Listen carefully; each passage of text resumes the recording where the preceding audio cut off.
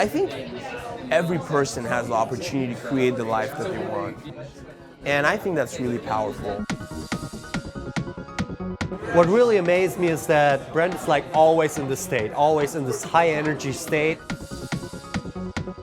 He's talking about the matrix, he's talking about people and their issues. I just liked how simple it was, and I just loved what he had to say. If you meet someone who doesn't have a care in the world, that is attractive. What do I always say? Take action, keep moving forward. Just keep moving forward. You can either worry about it or you can walk around and start getting the party started.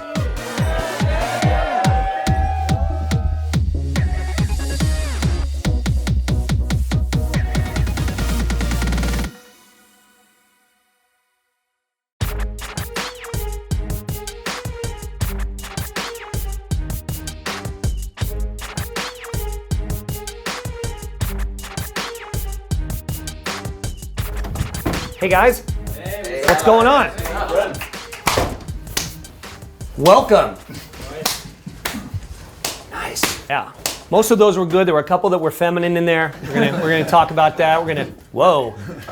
Clearly haven't had enough to drink yet. But so welcome. How are you guys? Good? Is everything awesome? God, great group. Awesome as usual. Awesome as usual. Yeah. Welcome. This is going to be an awesome time. We're going to have a lot of fun. And what I want to do is start out by asking you guys if you have any questions and kind of where you're at in each of your, maybe what you want to get out of this and that kind of thing. So why don't you start? What's my stripper name? Your stripper name is Pavel. Oh. Tell us what's up. So, I've been doing a lot of spiritual growth. I've been using that as an excuse not to engage in the world. So I'm here to get over that. All right, so you've just been doing the inner stuff or reading a lot or? A lot of inner, yeah.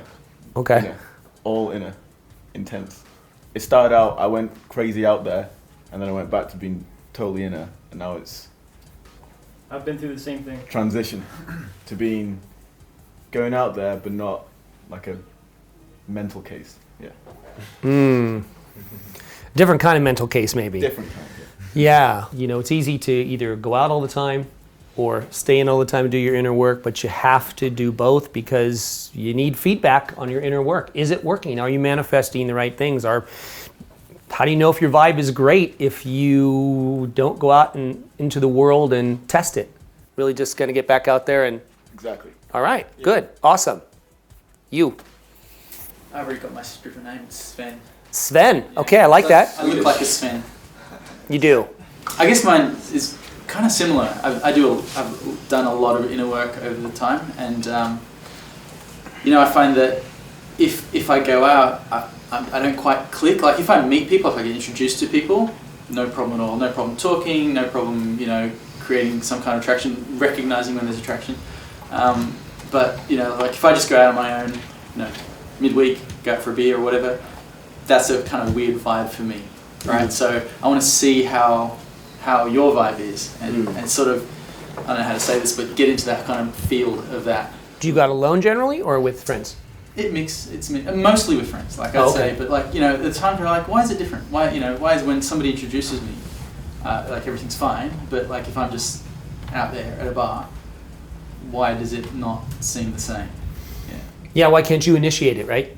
It seems weird to initiate. I just want to sort of see it, experience it, and then kind of go, okay, yeah, I believe it's possible now. It's shift in my thinking. Excellent. Well, I haven't really been going out for that long, so it's ever since I started following some of your videos, that's the only time that I really started going out at all. I don't know, maybe 4 months, 5 months. Oh, okay. Before that, didn't really go out at all. Wow, so completely non-social. Yeah, so I've been doing that, but I want to see how you get the party going. That's something that I haven't really experienced. So. Oh, you're gonna see that. There's some stuff you're not gonna want to see. Actually, you're gonna wish you didn't see, and you can't unsee it. Great. Okay, go ahead. Well, I've been doing a lot of the inner work stuff and started going out alone, like you probably, and just feel comfortable, and then start socializing. And I found that it's pretty easy for me when have a couple of drinks, but a roadblock kind of is, I feel kind of weird when I'm doing it sober, so I want to kind of see that in action. And You want to see it in action sober? Yeah. Then we have to go do it right now because it'll never happen sober. I'm just kidding. I'm just kidding. Yeah, but I kinda, It will. Yeah. I should be able to do that without drinking alcohol, and I just think seeing that all life in action is just going to make me move faster forward. I did a 3-year experiment with no drinking, and I went out almost every night, and it was awesome because I wanted to know that if my personality was, because of the alcohol, or if I actually had that personality, and it was a fascinating experiment. It was awesome. I mean, And you're probably more excellent if you don't drink. I was doing all the more same rare, things, and the same more rare. crazy stuff was happening to me. I don't know what the heck kind of magic I was, throwing out there, but it was some kind of magic, right? Okay, go ahead. I was on the internet site for like a stripper name generator. I got Tony Dragon Cheeks. Nice. Yeah, it inspired me to get dragon wings tattooed on my glutes. Did you? Nice. Yeah. It might And- happen tonight. Depends on how much Yeah. champagne I Well, drink. did you do some squats before this? Before you came in? A lot of plyometrics jumping. Cool. You need to pump up in the morning. Probably 172 squats, I would say. Probably. I'll Nice. try to shoot for 200. Nice. Awesome. The current thing like I really want to work on is I just want to genuinely like meeting new people and like interacting with people. I tend to be somewhat sort of like hesitant in meeting like strangers. And I kind of think like, okay, it's like kind of awkward because it's a new person. So I kind of just want to infuse that whole belief and like habit of like people are worthwhile, they're fun to talk to, and just because you don't know them it's not a big deal. You can talk to them like an old friend. Nice. That's an awesome take on it. Yeah. Cool. Well, we'll do our best to have that happening this weekend. Awesome. All right, so my name is George, and What's your stripper name though? Or is that your stripper name? It could be. it We don't could be, know. but I don't know. All right, we'll think about it. Asian persuasion. The Asian persuade. sensation. Asian sensation. Yeah, for the past 2 years, I haven't been going out, drinking, not really meeting women, and basically not talking to anybody. Just basically doing spiritual work, personal development, and stuff like that. And for the past like 3 months, I've approached over 200 women, and I really want to make it fun this time, because I've been really making it like work. Okay, I gotta go up to this girl and face my fears, and just go up. As long as I showed up, that's okay, Yeah. But I really want to just be this carefree, fun, out of my comfort zone in a way kind of person.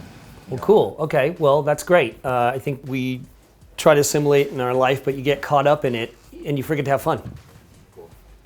I already have a stripper name. It's Maverick. Yes. And if any girls ask, that's my stripper name. Iceman is at home. He's not here. So actually, most of the time I go out alone. I actually prefer going out alone because I think it gives you more freedom to do what you want. And I'm not obligated to like hang around my friends. I can go and do other things. And I think it's actually easier sometimes for women to pick you up that way because you're alone and they can like swoop in and grab you. I've been doing a lot of inner work like the rest of these guys, and just going out, experimenting, getting feedback. So what I'd like to see is like the hardcore stuff, the Brent Smith style stuff, the how to create the social life, the charity events, exactly how you set everything up. Mhm. That's what I want to learn. Okay, cool. It's pretty similar with me. I've done a lot of inner work too. I'm usually better when I drink a lot, much more comfortable, Okay. easier to talk and meet a lot of girls. I want to be more comfortable sober as well. I want to be more consistent. That would be perfect. I've been thinking about what my stripper name would be, and since I'm from Canada, I'm thinking Maple Man Syrup. Okay. All right.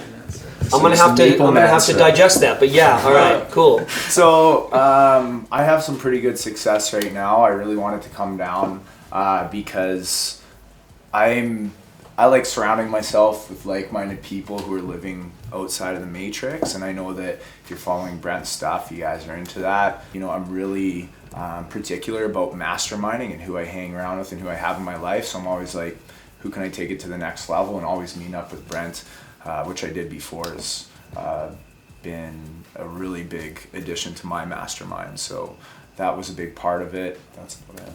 Okay, cool, awesome. Don't know my stripper name yet, but I've been working on, I guess, being more comfortable with strangers. Like, I go out with friends and all that stuff, but I don't go out to try to, get girls and all that stuff. Mainly because I already know, like, I have trouble with it. I lock up in conversations. I'm not really good at leading the conversation. Just kind of, I do a lot of like, listening, kind of one-on-one. It's better, but like in social exactly scenes, like what Brent does. it's a little bit too much. What? That sounds exactly what Brent does. He doesn't go out to get women, and he just Well, says a bunch of times. Yeah, I go. Try a different mind. Well, it's actually like really? Seriously? Holy shit! You got to be kidding me! I can't believe what I'm hearing right now. Wow. Listen, I'm going back to my place for some champagne. I don't know what you're doing, but yeah, I know the whole drill. Yeah. Well, it's great. I'm glad I know where you guys all stand, and it's good for you, I think, to hear where each other is, and because a lot of you have stuff that crosses over in the same kind of situation, as you can see.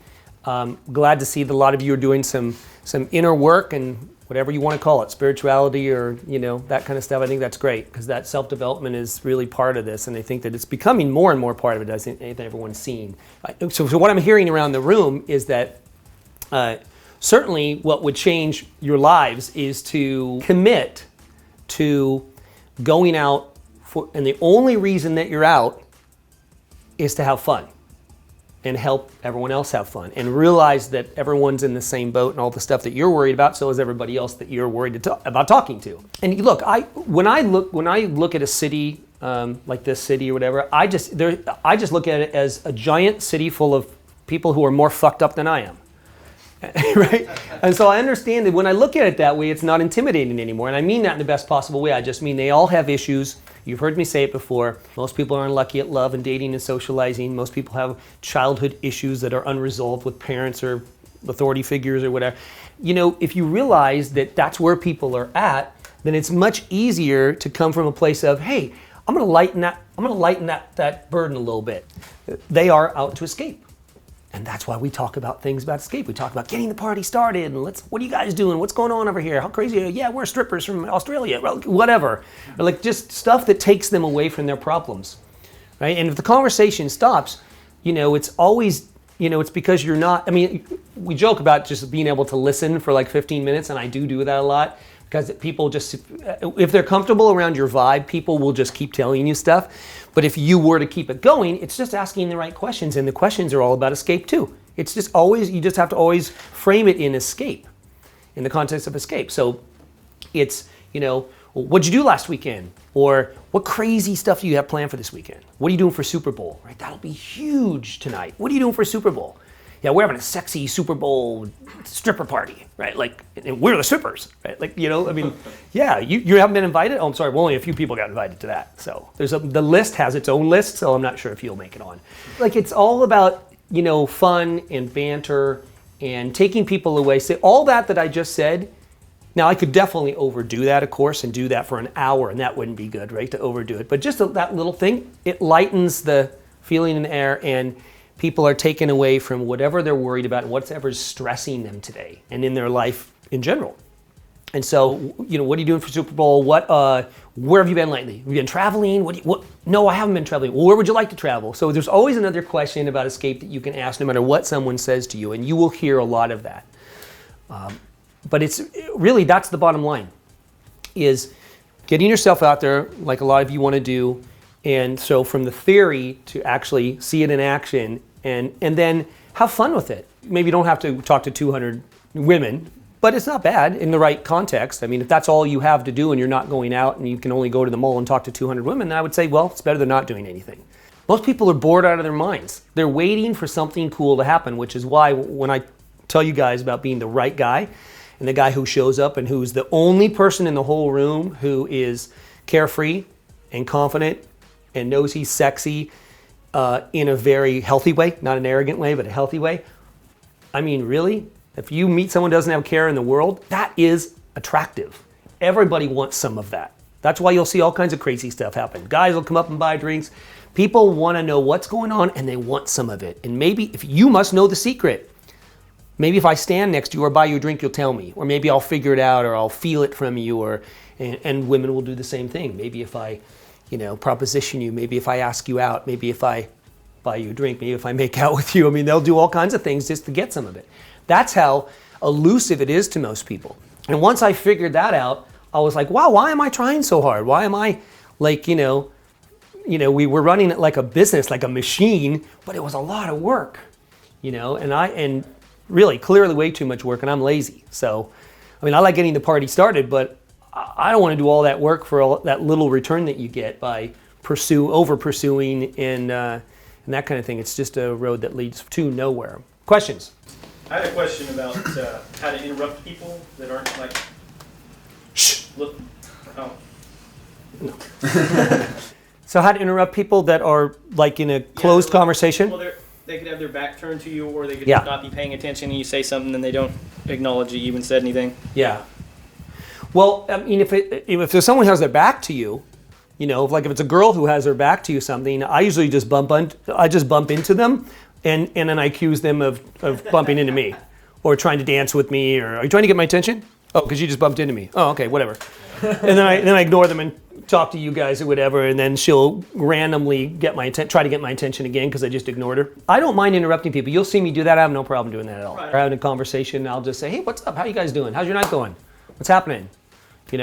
Where's the sake? Where's the cocktails? Let's get it going, right? They probably like being interrupted. They love it. They love it. They don't mind. Like Look, if you have the right vibe, no one cares that you interrupt them, ever. I'm like when I had a bad vibe, yeah, people would look at me like, who are you? Like, or some girls would be just like rolling their eyes, that. It's all happened. It's happened to all of us. But if you have the right vibe, it's a rare occurrence because people are happy to see you because you have a great vibe. You're the right guy. You're the fun guy. And if you just remember that you're always the unofficial host of everywhere you go, that's another thing. Something that'll change your life, especially when you travel, is I always say it's kind of like not acting like a tourist. Okay. A lot of people just kind of buy into that whole thing. They're looking around like a deer in headlights, like this. They walk in and they wonder why people won't talk to them because they're like so amazed at all this stuff. Stop doing that.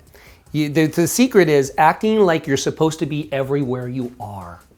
Just be cool, right? Like when I travel all over the world, I just, I will walk into a restaurant I've never been in. I'm like, hey, what's going on? How are you? How have you been? It's just a matter of just how have you been, right? They're like, oh, I've been great, And if they have a name tag on it, call them by their name. Hey, what's going on? Yeah, listen, there's like 10 of us, and we were hoping we had a table tonight. Like, if you're super nice like that, I get everything. Like I get upgrades, I get free food, I get the best table, I get everything by doing that. And that's just because I came in and I take over. I pretend like right? The same like when I call, someone will say, oh, you can't get into that restaurant. I'll go, give me the phone number.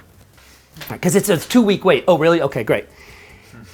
Hi, this is so-and-so restaurant. This is Susan. Hey, Susan, listen, it's Brent Smith. How are you? Oh, I'm great. Awesome. Listen, I was hoping you had a tip. Oh, yeah. Like, you just take control. That's what it's like, guys.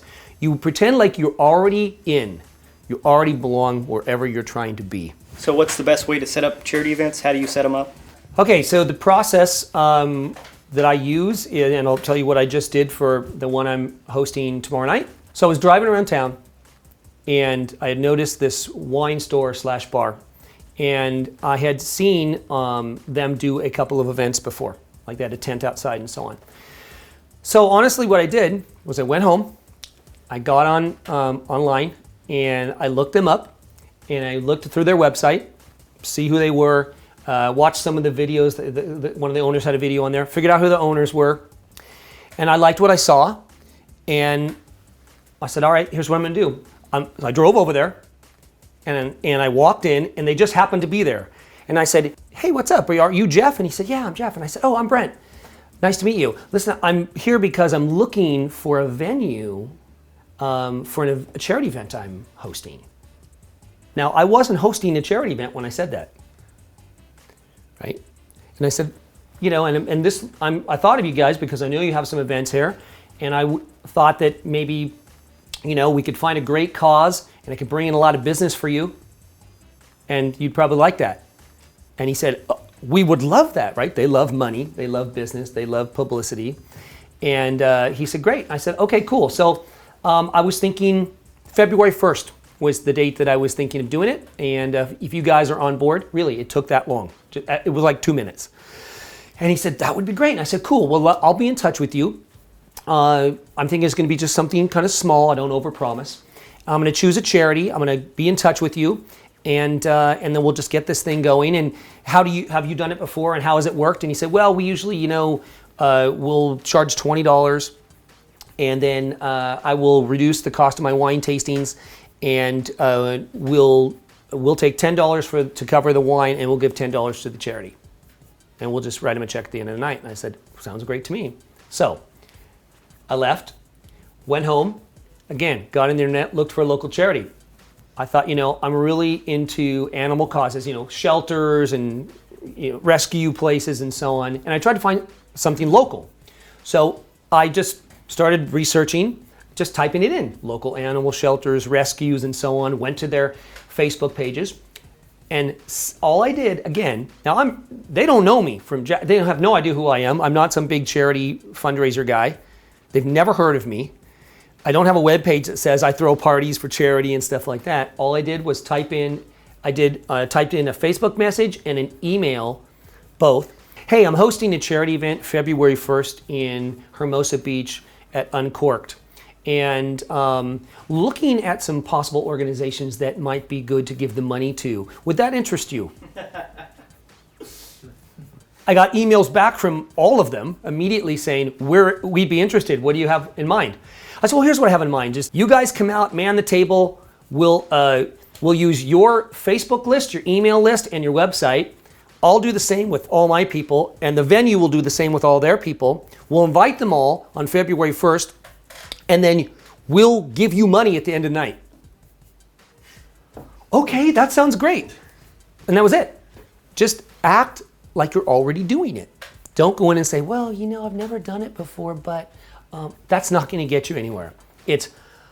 I'm looking for a venue to host an upcoming charity event.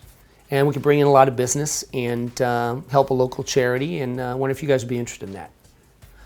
Yeah. I mean, that, you could hear no, but you're probably not going to hear no. But my point is that happened the very first time I talked to them. So I found out who the owners were. I walked in there, talked to them, emailed the charity, put them together. And then I put together a Facebook event page in 2.5 minutes with a picture and a description, like a 3-sentence description. And then I put, about the charity and about the venue. And I got emails from both the venue and the charity saying, that looks awesome. And I was thinking, really? That really looks awesome? I did it in 2.5 minutes. It wasn't a big deal. And they're like, oh my God, this is so nice of you. We're so excited to keep working with you, and we hope you throw bigger events, and on and on and on. So do they invite people as well? Everybody invited people. That was the deal, and you have to drive that. So the idea is that, and again, act like it's already happening.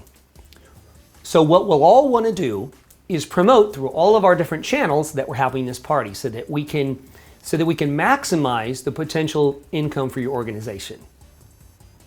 Nice. Right? Yeah. So I'll be, posting on my website. I'll be promoting it through, I'll have an event page. I'll be promoting it through Facebook, through Twitter, and I'll be personally emailing all of my friends. And you guys have a great following on Facebook and Twitter, and you have a website. So we're all going to want to do that. If you have an email list, you're going to want to send out and this will be great. We'll raise a lot of money and, for your cause, and it'll be, bringing lots of Who doesn't want to do that? Everybody wins. The venue wins. The charity wins. I'm not trying to get anything out of it, so I don't care. I'm just a connector. I just love doing stuff to do it. And of course I like the cause, so I love to give them money at the end of the night. I don't get anything out of it. I just do it to do it. Awesome. You can do that in 5 or 10 minutes. You can put that together as a professional charity event hoster. And I was like, what should it be called? Let's see. Wine tasting for a cause. And I put up that picture that I always have of that really nice, elegant kind of upscale thing. And that was it. And that's it. Now it's happening. But now everybody thinks of me like that. And so what I'll do with this now is I'll see how it goes. And now I have it under my belt. And again, I'm not a professional charity party thrower. I just do it to do it. I mean, I've done a lot. I've been involved in a lot of them. But I kind of wanted to show you guys how, that it can be done even on a weekend like this. It's very little work, really. I don't think about it much at all. I do a couple emails to update, say, is everything going good? Did you send out your email blast? Great. Okay, cool. See, talk to you later. Rarely spoke to anyone involved. Just told them where to show up. I said, it'll be really simple. We'll just all show up there. Everybody tell everybody. You get a check at the end of the night. The organization gets their thing. The venue gets their money for the wine. Everybody wins.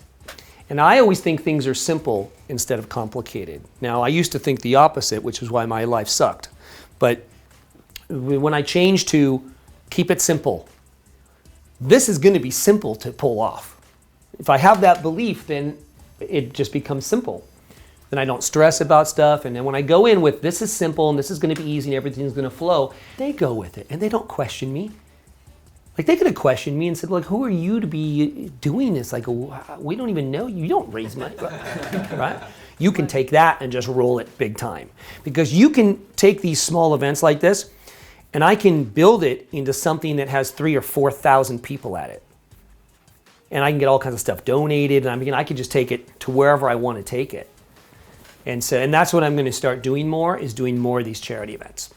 When I moved to Vancouver, I was taking a lot of what I was learning from Brent, and I started getting into nightclub promoting, and I did almost like the exact same kind of thing you did there, where I would go and I would meet club promoters. I'd just walk into a club, I'd be like, hey, like, who's throwing this party or whatever, and I would say, and it was kind of the same idea where I didn't have all the foundation built already, like nothing really existed at that point. I just moved to the city. But I would tell the promoters, I would say, hey, I know a bunch of girls who want to come to this club. Is it cool if I send them your way? And if you say that to a promoter, it's like money to their ears, right? Yeah. So when I said that, they're like, oh yeah, here's my number, let me know and I'll put you on the list. And I'm like, okay, cool. So I'm getting into the club, like, without paying, and they're giving me drinks. But I'd meet girls and I'd be like, yeah, and I would tell them then, I would say, I'm actually a promoter for this club here, and if you ever want to come by, just shoot me a text and I'll put you on the list. So I had tons of girls texting me, because they wanted to come to this club. And I didn't have either the connection with the promoter or the connection with the girls at first, but I just built it from scratch, exactly the same way that I learned, how Brent's doing it. Yeah, you created it. Yeah, you created it from nothing. It didn't exist. You just have to kind of create it yourself. Right? You can't wait for someone to give you permission or it to fall into your lap. You can just start from nothing. Yeah, people wait for evidence all the time, and they wait for permission. Or they wait for some designation, or I want to be officially working for the club. No, just do it. And the bottom line from that, too, is find out what people want and then give it to them. It's very simple. The charity wants money. The venue wants money. And it's pretty simple. It's pretty simple, right? When I used to be in sales, and we were selling to big consumer products, packaging companies. We'd go into a cereal company or whatever. Everyone tried to complicate it with all this marketing stuff. I said, they just want to sell more cereal. That's all they want to do is sell more cereal. So tell them how to do, like, you bring in a thing that tells them how to do that and they'll listen to you, right? So what do they want? Give it to them. Speak their language. Everyone can figure it out. You don't have to be super smart to figure that out, right? The club wants girls to draw the guys who spend the money on bottle service. And the girls want access to you're the conduit, you're the connector, and that's really important. And another thing I wanted to touch on is something that I talk about a lot, which is creating something without having the evidence for it, taking the leap of faith. Right? You created that position. You created that thing from nothing that existed before. In fact, before that idea was even in your head, nothing was happening. All of a sudden, idea. I'll go talk to this guy, tell him this, go tell these girls this. Oh, and then you created, and now you are a promoter. So it became real. That's really important, guys. It becomes real the moment that you make it real and you believe that it's real, and you have to create it from nothing, from something that didn't exist the moment before you created it, which is great when you are thinking about doing your story and manifesting and saying, I have this happens to me all the time, and so on. That's when you're creating it. And maybe you don't have $1 million in your bank account, but you're telling yourself, I have $1 million in my bank account. That thought is better than I don't have $1 million in my bank account, or I'll never have $1 million, or that's really hard to get $1 million in my bank account. That's not going to help you. Telling yourself I have it is when you start creating it. I am a promoter. I can bring girls in here. Would you like that? Yeah, I can get you girls into this club. Are you interested in that? The hot club? It's an offer they can't refuse. That's right, because it's what they want. It's actually already there. Well, yeah, opportunities are everywhere. They are.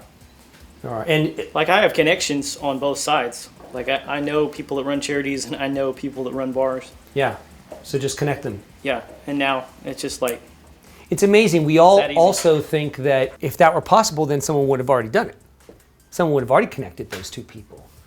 I mean, if I do it, it's probably impossible. It probably doesn't work because no one else has done it. That's another thing that you can get caught up in.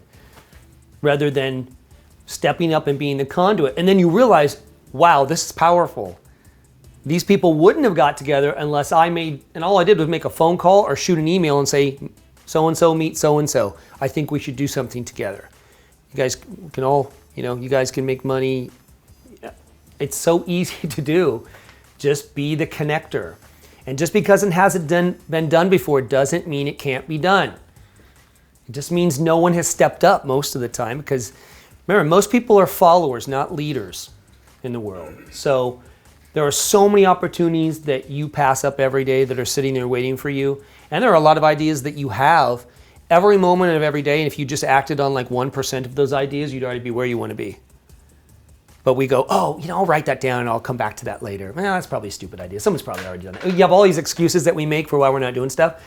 And then you have this like list of ideas that are great, but you haven't taken action on any of them because you've made an excuse why each one is not possible to do right now, or maybe 5 years from now.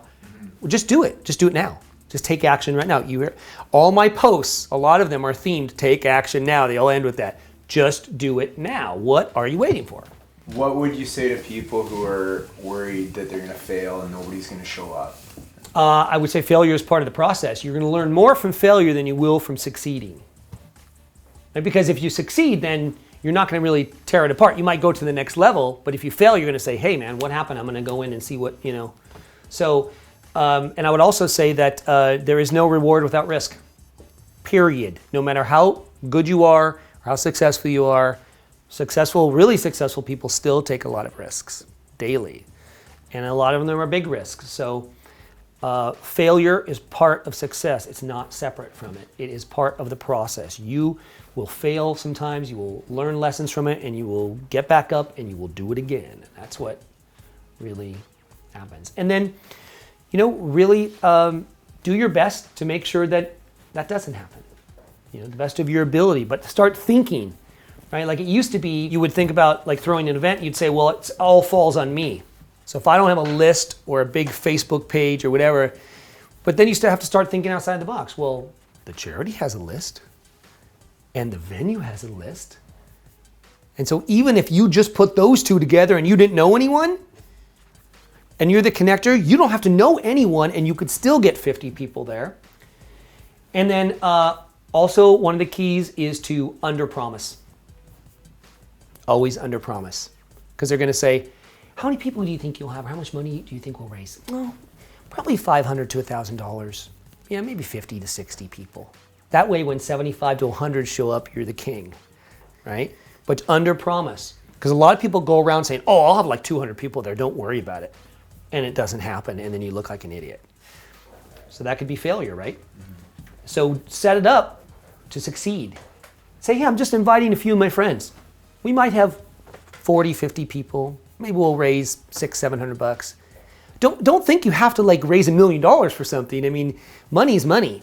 The venue likes any money they can get, and the charity likes any money they can have because it's money they didn't have before. You created the opportunity to get money. So that's a big key. Don't overpromise. There's no reward if you don't like take the risk. I mean, unless you're outside your comfort zone, you're not growing. You're just like hanging out. Like your comfort zone is a great place to rest, but you don't want to live there. You want to live outside your comfort zone as much as possible, because then you're innovating, growing, and going to the next level.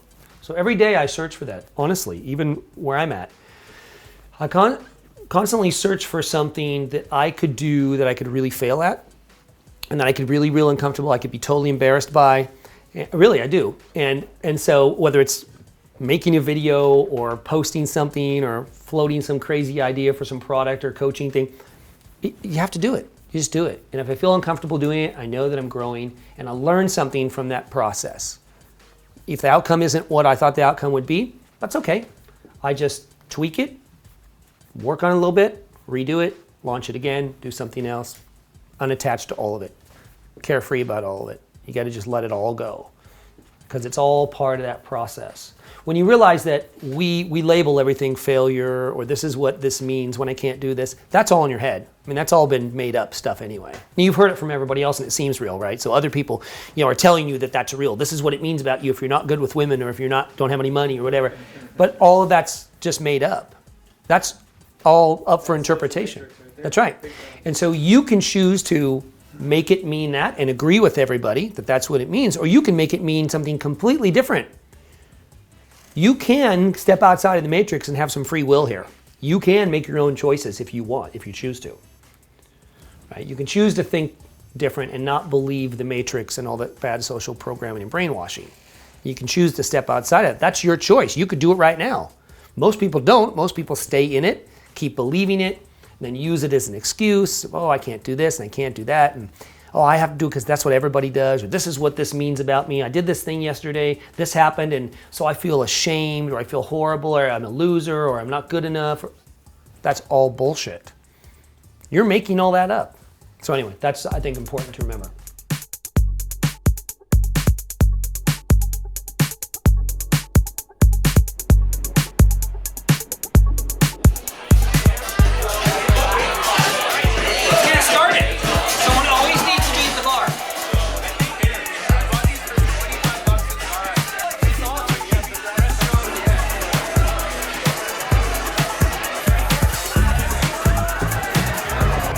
So how was it? Everything good? Yeah.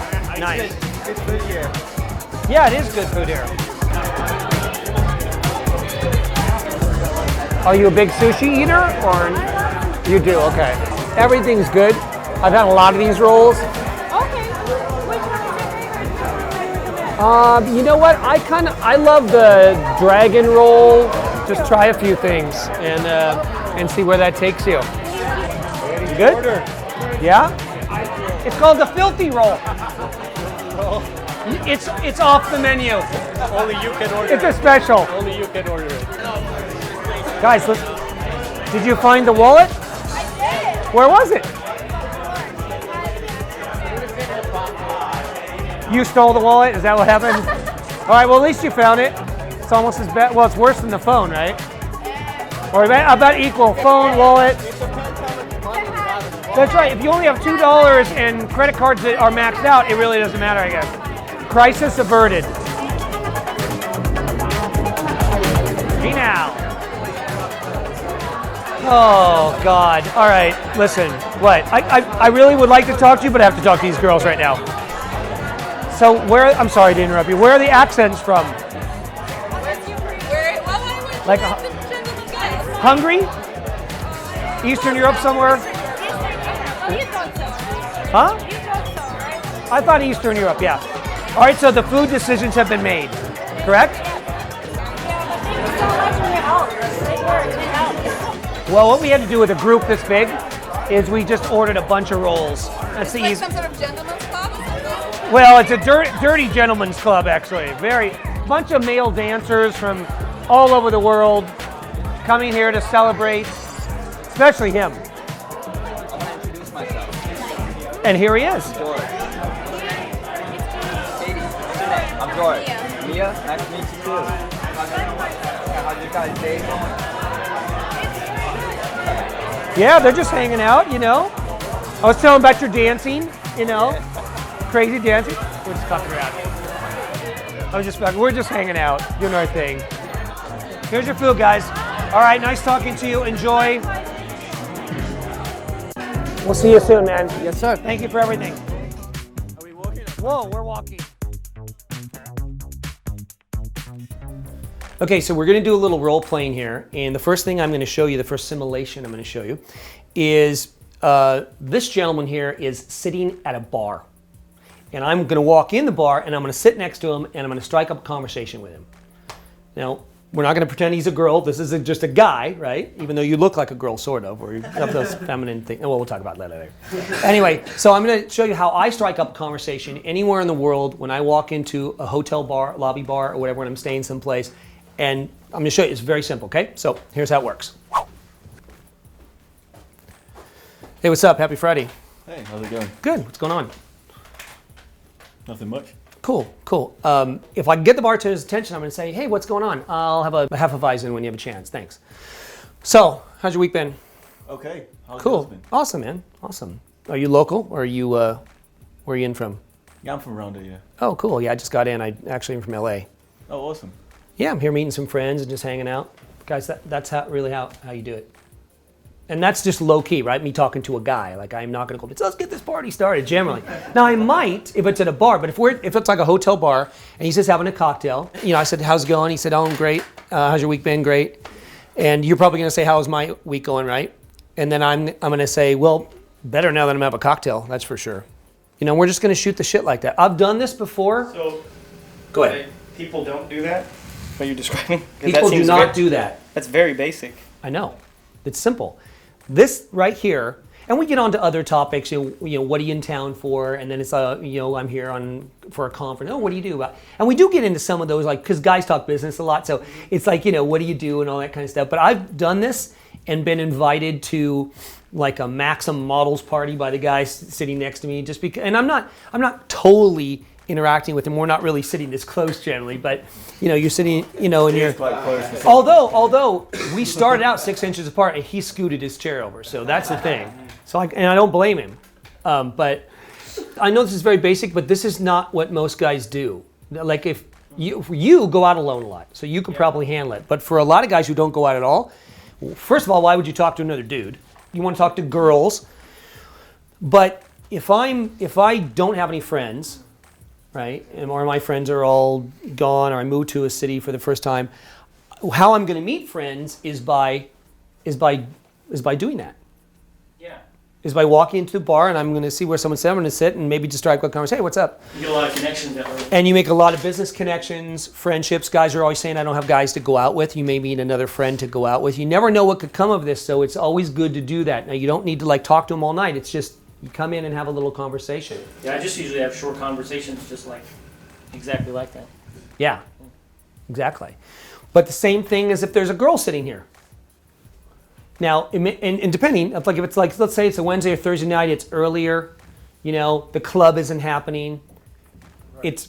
It might be a little bit different conversation, but it's basically saying, hey, what's up? Happy Thursday. How you doing? Oh, hi.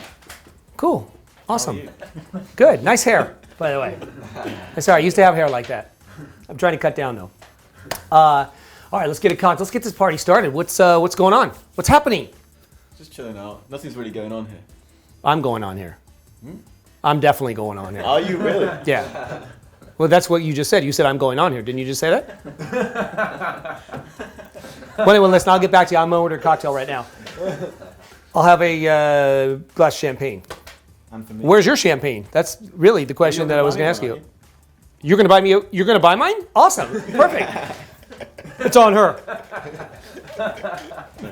Yeah, it's on. Yeah, thanks. This is amazing because I just show up and you start buying me champagne. I'm going to come here more often. Clearly, this is great.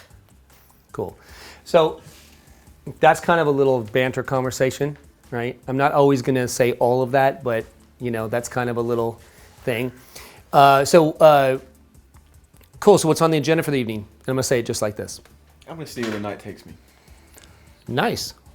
Where does it usually take you? I can't tell you that. Really? It's a secret. Yeah. Awesome. Yeah, I don't know. I'm gonna have a glass of champagne here, and then I think I'm gonna roll out. And I don't know. I've been out every night, so I'm thinking of going home. Party animal. Yeah, I'm a party animal, so I'm thinking take it easy tonight. Maybe I don't know. I may just open some more champagne and have a nightcap. Cool. Yeah. Now, unless she says something about that sounds great, I'm really not at this level. I'm not going to say you're welcome to join me. I know you guys have heard me say that a lot, but I'm not going to say, and oh, you're welcome, unless she says, oh, I love champagne, or that sounds great. then I'm going to say, oh, you're welcome to join me if you'd like. And sometimes that's all it takes. Sit down at the bar. This could just be a normal Thursday night, Wednesday night. You sit at the bar, it's like 7:30, 8 o'clock. Could be a hotel bar. You're sitting there. But I've done it a million times, right? Just sitting there, having a conversation. I didn't ask her what she does for a living, where she's from. Now, if I'm sitting in a hotel bar, I might say, what are you doing here? Right? Like, why are you here? Are you from out of town, or you just like this bar? So I'm going to ask it in a different way. I'm not going to say, where are you from? Generally, I'm going to say, well, what are you doing here? Like, are you live in town, or are you staying here? Like, you know, and then I'm going to get to that thing.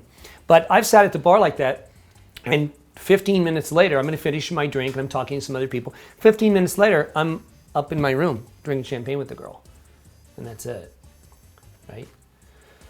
So I had a question, like you said that you sort of gauge their interest. Like, I find that I do that with people, like anyone that I talk to. If I can tell that they're kind of not really there to socialize or they're not into it, then I just cut it off. Yeah, well, I figure most people are happy to see me. Most people like my vibe. And on the rare occasion that they don't, yeah, I move on. Hey, it was nice talking to you guys. And that's it. And I just go, okay, see ya. And then I move on to the next And people, like or I move right. You don't take it personally. I don't take it personally at all. You know, maybe what has happened to them today or what's going on in their life is so tragic that they just can't be brought out of it yet, and so I don't take it personally. It's okay if they're on non-social, or if they're in a bad mood. Most of the time, I cause an immediate state change in people, and they come out of that for even a moment, and we have a nice chat, and I move on. But if they're too deep into it, again, don't take it personally. Just, you know, a carefree, confident guy just moves on and says, okay, well, listen, it was nice talking to you, and just moves, right? There's no attachment. I'm not worried. I'm not ever thinking about it again. I'm not worried. I'm not thinking, oh my God, I should have made that happen. What's wrong with me? Because I know that in most cases my interactions are successful, so I don't. I just usually assume that it's them. And unless it happens to you over and over and over, then it's you. So that's how I roll. Like if it happens like 6 times in a row to me, then there's something I'm doing. Or it's more importantly, it's something I'm being. It's who I'm being. Maybe I need to reset myself, or maybe I don't know that I'm giving off some kind of crazy negative vibe, and so I need to check that. So anything on a rare occasion is fine. But if it's a habitual thing, then you want to look at what's going on. Because I'll tell you, the reason I show you that is because when I show guys or talk to guys about all these crazy scenarios, of course, and you know, the guys want to know how to do that, but the guys who think they're not social, they'll say, well, I don't want to be the mayor. What if I'm not social? I don't want to be social. What if I just want to walk into a bar and sit down next to a girl and take her home? I want the simple, and I like simple, so I'm like, oh, well, then you would just go to the bar, sit next to this one girl, and if you like her, if you think that she's, you know, if you're attracted to her, and you do this, and then, yeah, I'm thinking about getting out of here, and yeah, it could happen that you could be out of there in 10, 15 minutes with the girl. You didn't have to work, you didn't have to go around and go, hey, what's up, I'm Brent, what's going on, how you guys doing? You didn't have to do any of that. You didn't have to be social butterfly, you didn't have to be master of the universe. You sit down, you have a nice conversation, you're not even that excited, you're just kind of like chill and laid back, and it's happening. And it's happening. Now that's the opposite of what we generally teach though, because most guys aren't just sitting at the bar by themselves if they're out with friends. They're like, hey, they're walking around going, look at all these girls, look at what's happening. And so we're doing a lot of other, you know, crazier stuff. Or you've heard me say the cheers thing all the time, right? So I'll just go, hey, cheers, what's up? What's going on, guys? Girls? I call girls guys too a lot of times. I'll just say, what's going on? Or, what's going on, girls? Just having a good night. Yeah, cool. All right, let's get this freaking party started. Sounds good. You guys don't seem that excited about it, actually. What's up with that? Oh, you're waiting for me to get here? Well, now I'm here. Pretty much. I'm waiting. We're here. Oh no, you're gonna have to do better than that. Let's step it up a little bit. What can we do to step it up? Oh, I don't know if you want to hear that. Because it'll be a stepping to a place that you've never been, probably. And where's that? I don't know if you're really ready for that. It's Sexy Town. And it's right over here. No, there's some good comebacks. So the idea is that, you know, we're like, you know, I'm going to just tease you about not being up for it, right? You got to do better than that. right? Clearly you guys aren't professionals. Thankfully, we have arrived, and now everything can begin. All right, let's do this. And then I'll ignore you and go to the bar, like if it's right next to you, like if you guys stay in the bar. I'll say, all right, let's get some shots, let's get this going on. All right, so what's on the agenda for the evening? I might even cross my arms like this and do this. What's on the agenda for the like I'm just chilling. Right? I'm not trying to touch them or anything. What's on the agenda? What's up? Just having some drinks, going out, you know. That's it? Meeting some people. Wow. Yeah, it's Super Bowl weekend. We're out having fun. Yeah. How about you? Oh, we're dancing at a party tomorrow. Dancing? Yeah. Dancing how? I really can't talk about it. Actually, I've already said too much. Wait, I gotta know. What is it? No, I'm just gonna. Well, we're gonna have to leave it at that. You have to tell us now. Well, hold on. Let me see if my friends are watching. I don't know. Okay, so here's the deal. All right, and then I want to tell them. So we get recruited for this. We're online, and we're all kind of like amateur dancers, and we had to send in these dance tapes and stuff and for this bachelorette party, like / Super Bowl sexy twister tournament thing. I don't know. There's like a monkey and a Wolverine involved. It's like a weird thing. Like I said, I probably will get fired now. I probably won't be able to compete in this contest or this dance thing because I've ruined it now for everybody. But that's basically what it is. So I'm sure you guys are doing something much wilder, so I'm waiting to hear that story. Is that for real? That's totally for real. That's your dance moves. My dance moves? Yeah. You just missed it. Right? You just missed it. That was Yeah. it. Yeah, I'm very subtle, and it's all in the hips. And right now, you're looking into my eyes, which is the wrong place for you to be looking. If you were looking where you should be, which is at my crotch, where most women look, then you would have seen it. It's just a slight movement. There's so much that can be done with so little you don't even understand. If I put my full power behind this, the disturbance in the force would be too much for all of us to handle. Okay, so keep your eyes where they belong, down below. All right, I'm down here, not up here. I'm down here. All right. So this is the kind of shit the smack that we talk. Okay, and I was just making shit up because I've been doing this for so long. I just make shit up. I just pull stuff out of the air. Some of the stuff I've used before, obviously, but you know. So I'm just pulling out Wolverines and twister mats and monkey wrestling, oil wrestling with animals. It's like crazy, which is what we're going to be talking about all this weekend. Honestly, you know, no matter what I just told you guys, it all ends with champagne. That's all I know. That's the one thing I know for sure is it all ends with champagne. Perfect. Oh, I'm down. You like champagne, right? I love champagne. Yeah, well, so in fact, I think at the end of the night, we'll probably have a little champagne after hours. This is kind of a small thing. You guys aren't invited, but it's gonna be just a small thing, right? And you know, it's gonna be fun. It was, you know, pre-party for the sexual charity thing, and you know, all that stuff. I'm not gonna be able to stop laughing listening to you banter. That's really funny. Yeah. Hysterical. Can you do a version of that without any banter at all? Without any banter? What do you mean, like normal conversation? Yeah, you mean like just like straight? Yeah. Yeah. Cheers. What's going on, guys? Hey, how are you? Good. I'm pretty good. Now that I'm gonna have a cocktail. Nice. Yeah. What's on the agenda for the evening? Well, we just got here, and we're planning to maybe stay here most of the night, maybe head out afterwards. See Yeah. where the night takes us. How about you? Yeah. So what? You're in town or local or what? Yeah, I'm a local here. Oh, cool. I don't know. We got some friends in town tonight, and I brought them here first, clearly, because this is fun. It's a good spot. Yeah, it's a good spot. Yeah, absolutely. And then they came in for Super Bowl, and we're just going to be hanging and pre-partying, and I'm showing them around as usual. And Nice. so we're What going are to you have guys doing cocktails. for Super Bowl? I don't know. We got a lot of options. We got like 2 or 3 parties, and of course there's all these bars around here that'll be going off. So of course. I'm not sure. I guess the most fun place. We're going to walk into a couple places and check it out and see. And tonight, now notice this. I'm just going to tell them what I want to tell them now. Okay, I'm going to get back on track. Tonight, so that's the bridge right there. Tonight, see, they're not asking me, but I'm going to tell them. Tonight, I don't know what we're doing. We're playing by ear, kind of. You know, we're going to hang here for a few beers, and I might take them to these other 2 places. And then, I don't know, usually the night ends with champagne. Oh, I like champagne. Yeah, champagne's good. Yeah, champagne's good. So probably just have a little thing over there at the place, you know, where the hotel or whatever. Well, you guys are welcome to join if you'd like. You just shoot me a text later and Okay. Well, we don't have your number. I'll give it to you right now. Oh. What is it? Yeah, this is how it really works.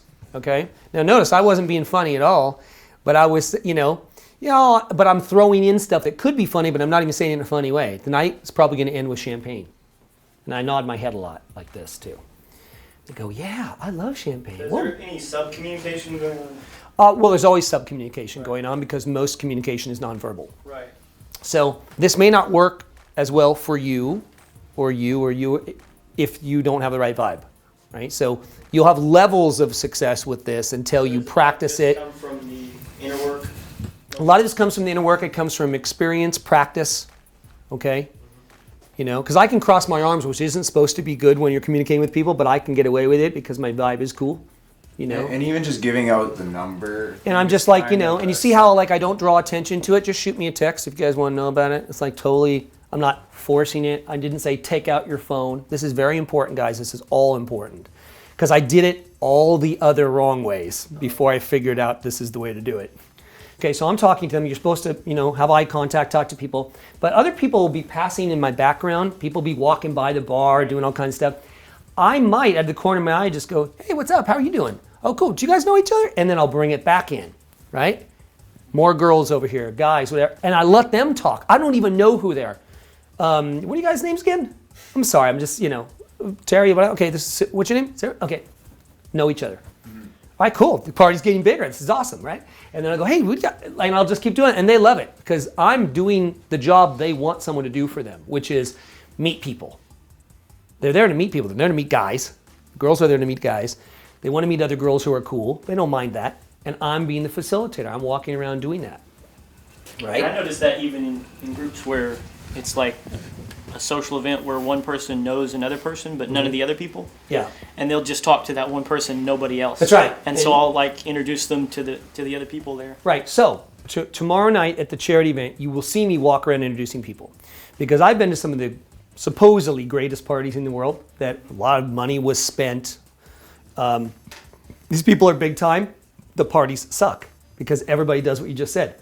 They're over here talking to one person and no one talks to anyone else. And the host is doing the same thing. The host is like worried about other stuff, but not worried about the guests. And the guests are having a horrible time. And all it would take to change that party, is one little thing. And that's, John, you should meet Ken. You guys definitely have a lot in common if you know anything about them. And if you're the host of the party, you should know some people there, right? You guys should definitely meet. You guys are actually friends of mine and don't know each other. Yeah, cool. Yeah, and you stay there for a minute or so, and then you say, all right, I'm going to leave you guys together, but I'm going to move on. Now they're having a much better time. They have someone to talk to. You might do it again over here, over here, over here. And you can go in with such an energy that it's so explosive. Sometimes you'll see me walk in like super fast. Hey, what's up? What's going on? What's going on over here? Yeah? You good? Yeah? What's happening? All right. And I might run into like 3 people I know and go, hey, you guys? Yeah, you know all these guys? Well, listen, you don't know any of these characters. What's up, ladies? How you doing? Good. Cheers. Do that to the lady. What's going on? Yeah. You want to arm wrestle, you're saying? That's what you want to do? Probably not. I'm pretty good. Really? Yeah, I'm scared of you, though. And we'd have to bet, and the bet would be big, and then we'd end up on a twister mat covered in champagne and foam. And I just came from that, so I don't really want to do that again. I just showered. What are you up to? Oh, not much. Yeah? Cool. I saw you guys over here staring at me. What's that all about? Don't answer that. Answer that later. I got some other people to talk to. And what's your story? I'm just out having fun. I don't like that story. First thing I'm going to tell you is never speak to me like that again. All right, you go talk to that person over there. What are you up to? I'm looking for Yeah, no, I don't like what I'm hearing over there either.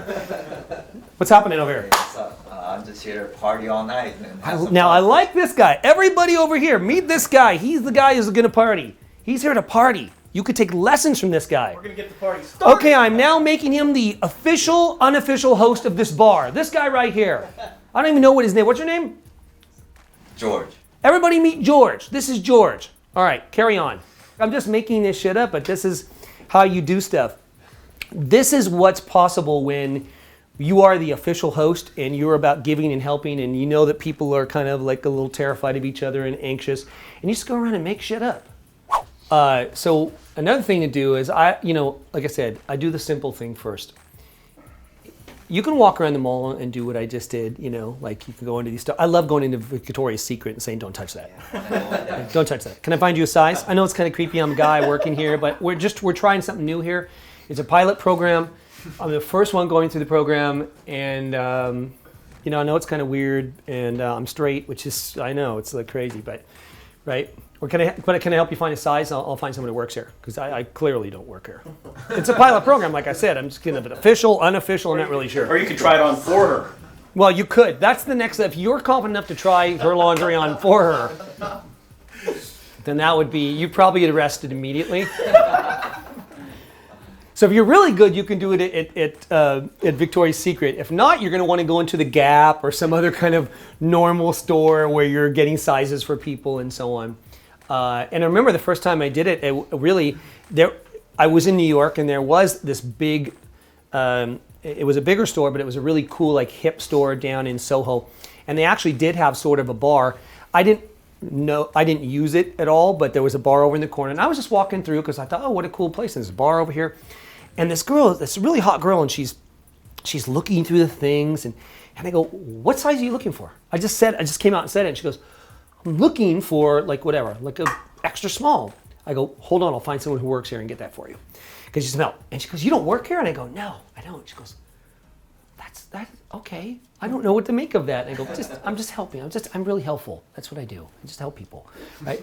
And so I thought, oh my God, that's awesome. I could just do that in every store. I really could walk around. So just some random thing that happened to you? Yeah, it's a random thing that happened. And then I thought, well, I could do that all the time. And then I was thinking, well, what's my comeback no matter what she says? No, I'm okay. Or yes, get me a size extra small. I have to have 2 comebacks for that, and that's where I came up with the, oh good, because I don't work here. Or, okay, I'll find someone who works here to help you. And then we end the conversation of, you don't work here? No, it's a problem. I just help people. I find sizes. It's weird. I wake up in the middle of the night going, extra small, medium, large. It's like crazy. I don't know. Clearly I have an issue. I'm semi-retired. I just troll clothing stores, finding sizes for people. There's a support group that we're forming for it. I'm not in it, but I heard where there's one being formed. And then I usually just find a bar and drink some champagne. See, it always comes back to I find a bar and drink some champagne. I'm always going something social, right? Something that I'm going to do. Now remember, I'm telling her all the stuff that I'm already doing. I didn't ask her if she wanted to do anything. I didn't even tell her to do it with me. I just said, this is what I'm doing. I'm in a sport group. I find sizes for people. I drink champagne. I find a bar, and then I go here, and then I do this. It's not contingent on whether she's doing it, which is a huge distinction, guys, because most guys come from the opposite, and I used to too. Hey, do you want to go get some champagne? Right? You want to come over to my place? Like, that's creepy.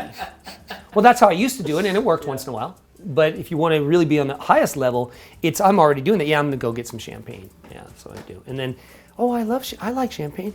Oh, you're welcome to join me, or shoot me a text later. I don't know. I'm going to probably go there in a couple hours. Oh, okay, let me get my phone and get your number. And then she gets the number, and then I leave. You can do the same thing in the daytime that you can do in the evening, right? And you can delay it too. If you have things to do, that's even better actually, because if you get in a conversation about, oh yeah, just, you know what? Actually, I'm just kidding. I'm not going to drink champagne right now. Probably in a couple hours from now. Oh, that sounds good. Oh, well, just shoot me a text in a couple hours then, and if you want, and we'll get. And so there's the delay, right? Yeah, just shoot me a text in a couple hours. I should be home by then. Right. Yeah. When you say shoot me a text, they said shoot you a text. Do you ever come back with who is this? If I don't know who it is? Oh, yeah. So if I don't know who it is, yeah, I'm just going to say, who is this? Yeah, who is this? And they're, oh, it's Gina from the mall. Oh, okay, cool.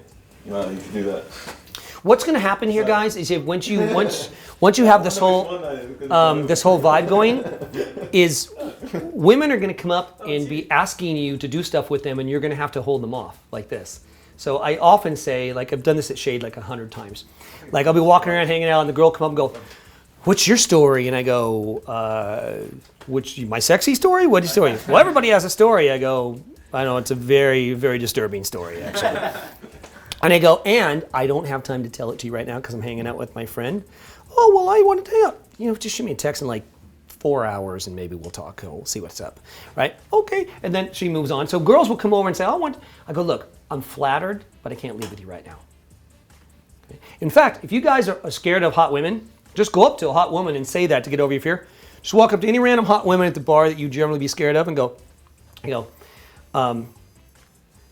listen, I can't leave with you right now because I'm with my friends. But just shoot me a text in about 3-4 hours and see if we can hook it up. All right. Anyway, see you later. And I move on. And I just go talk. I just ignore them and move on. I conquered my fear of super hot women being bitches just by doing that. Another one I was a dance club and I always walk up and go, I don't want to dance right now. Maybe later. And I would just leave. And I would just leave and ignore them and never look back. And I swear, girls would come and grab me. Oh man, that's awesome. And they would come up and say, I don't even understand what you're saying, but I didn't text you. You didn't text me. I go, look, I'm not getting into this right. I said, I'm not getting into this right now. I said, I've been busy. Okay? I can't possibly return that volume of text messages. Oh my God, it's so opposite of what most guys do. They will be like waiting around at the end of the night for the possibility of maybe leaving with you, going to a champagne party or going home with you or whatever. It's like, it's incredible. Yeah. It's really incredible. There's the other one where you say, didn't we sleep together last weekend? No? Oh, sorry, someone else or anything like that. They'll be like, no, I don't think so. Yeah, exactly. Think about it. But you'd like to. It was you. But you'd like to. Right. Clearly you would like to. That's the whole other thing, yeah.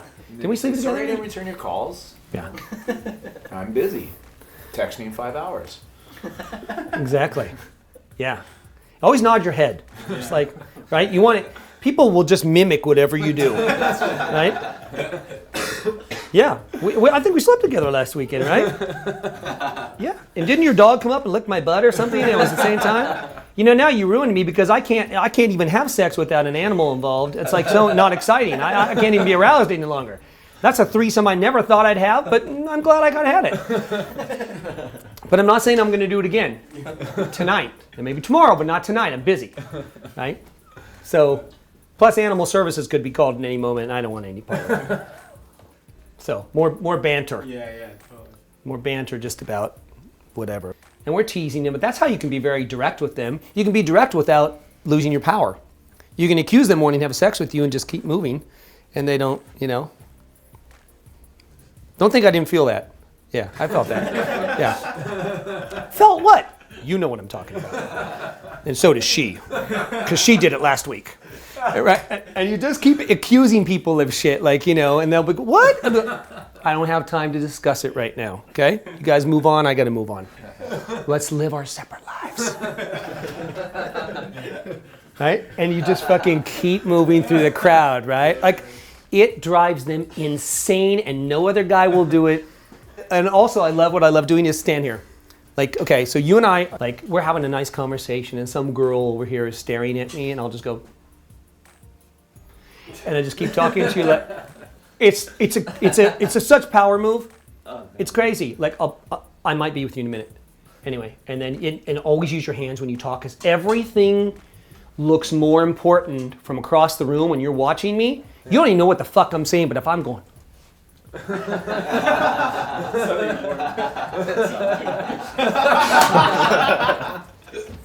Right, it seems more important, right? I'm like this, Anyway, I love that little move because I've done that before. And then, now what we're talking about is like daytime stuff and regular girls on the street and in bars and stuff like that and clubs and stuff. But we do this at super high-end events too. When you get to a certain level, you can do it anywhere because everyone's the same and you realize that everybody's the same. And just because someone is dressed up doesn't mean they're not crazy sexual and all that kind of stuff. So you have to know that it's even at a heightened level there. And so we can get away with a lot of stuff. Same kind of stuff. Little more subtle, but same vibe. And they get it and they know. So it's pretty cool. Questions?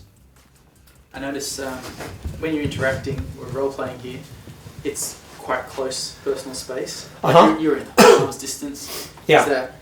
Do you play around with that, or is that something that... I have played around with it, and I don't suggest that you guys do everything we do if you're not at a certain level, because we can touch people immediately, but it's a vibe, because people feel comfortable with us and they trust us. Yeah, because like you stand really close. Yeah, I can stand close. You'll see me. I'll have my arm around some girl. I'll have my hand on her shoulder. Right? She'll be You'll look over and some girl will be holding my hand that I'm just talking to her. So it's not creepy. You guys, I wouldn't suggest doing it. Most people, because if you walk over and do what I just did, you'll get slapped. Some girl will say, "Well, don't touch me," But it's a vibe. So I can get in there and talk. But I will also get in there and talk, and then I'll pull back a little bit, and then I'll kind of go in again a little bit. Just like it's normal, though. It's natural. Like it's kind of the way I do it. So it's not so pronounced, so they would know what's happening, right? So, and then I swear, one of the most powerful things is, and this isn't the thing about necessarily ignoring people or being mean to them, but just that slight turn away from people, right? Oh, really? Cool, good for you. It shows power. I've seen where we were at a table and you like said something to a girl and then completely turned on her. Turned my back to her. And she just like kept looking at you and was like, hey. Yeah. And what? Oh, yeah. And just turning. Yeah, again. exactly. In fact, one of our coaching weekends, outside in the daytime at the daytime bar, I don't know, guys from Germany, and there was this girl over at this other table, and she had waved at him, and he said, "Oh, I'm gonna go over there." I said, "Don't go over there." "Why not?" I said, "Trust me. She's gonna trust me. Now that you waved to her, turn your back to her, and I guarantee within about 2 minutes she's gonna tap you on the shoulder." She walks right over and taps him on the shoulder. He goes, "Oh my God, seriously?" I go, "Yeah, I know. It's crazy how I can predict that, but I said that is how it works. If you keep showing interest and keep going over there, now you've just ruined it. Now you're pursuing her. If she waved at you and you went, 'Hey, what's up?' and then just turn away from her for a while. Yeah. Oh my God, no guy does that. Now you're intriguing. Now you're you're the right guy. See, that's the guy she wants, not the guy who keeps coming over to the table, the guy she has to go over and get sometimes. Now, you don't want to play completely hard to get, and that's not what I'm saying. You don't want to be totally mysterious and unattainable. But they like it.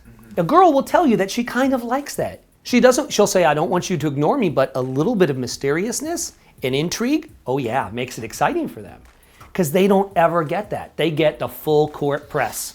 "Hey, how you doing? What's up?" Yeah, that's what they get. They don't get this kind of guy who's kind of up there and then standoffish and goes and talks to his friends and turns his back and doesn't give a shit what she's doing and then, yeah, cool. And then, blah, blah, blah. "Yeah, I know. I'll be back in a little while. Be back in a bit. Just relax." Right? Like, just relax. I'll make the rounds. I'll get you. Right? It's like, I'll get you. That's really what the vibe is. I'll get you. Maybe. We'll see. We might do that. Maybe. It's kind of a small thing. Not sure you could get in. Right? Like, maybe. I don't know. I'm just undecided right now, frankly. I need a couple cocktails and hang out with my buddies for like 3 hours. Why don't you shoot me a text in 6 hours? Right? So it's like that. It's like no one does that. And it's so powerful that if you will give into this and you will embrace this and accept it and try it as even a fun experiment, your whole life will change because it's just so next level. You have a lot of experience in parties and all that kind of stuff, right? So you understand a lot. Yeah, totally. I mean, I think you're just going around like expressing yourself. You're not like waiting for reactions, right, with people. So that's kind of powerful because most people are so reactive. Like they're just like, "Oh, well, what is this girl gonna say? Like, what's she gonna feel? Like, oh, did she like my joke or whatever? So that's just like totally next level. Cause I do a lot of that, but sometimes like I might like, hey, like maybe she liked it or not, but this is like so next level. It's like I don't care. Like, yeah, okay, yeah.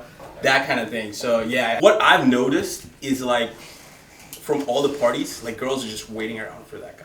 Mm-hmm. Like even if you show like a glimpse of it, like they're like, "Oh my God, this like to talk to me more, like don't leave me." So I've noticed that a lot. So it really works, and it's amazing. But it's just kind of like having that awareness and just kind of practicing it over and over, which I think is kind of where I'm at. So yeah, being proactive. You know, I mean, we were just talking about earlier how people are kind of waiting for someone to arrive. Yeah, who is a leader, someone who is going to make the party happen, someone who's going to get everyone excited, someone who's going to introduce people who are standing 4 feet away and haven't spoken one word. Yeah. They're not going to do it. You be the guy, be the connector. Yeah. That's all you have to actually do is connect them and promote it, and that's it. They're kind of a little bit anxious. Everybody's kind of like, oh, who's gonna, and then once you bring in the energy, like you see the vibe in the room change, like almost immediately. Like I felt that so many times. Like it's just like, hey, cheers, like 4 or 5 people, you know. All of a sudden it's like, oh, people are just like sipping their drink, and then you go, hey, you know, that's the energy. So yeah, I totally agree. Yeah, you are the party. I also did an experiment where for 6 months I didn't speak to anyone when I went out. So I went out with all my friends, but I would sit in the corner, or I would sit on the couch, and I would stand there, didn't drink or anything, and I just stood there and I hung out.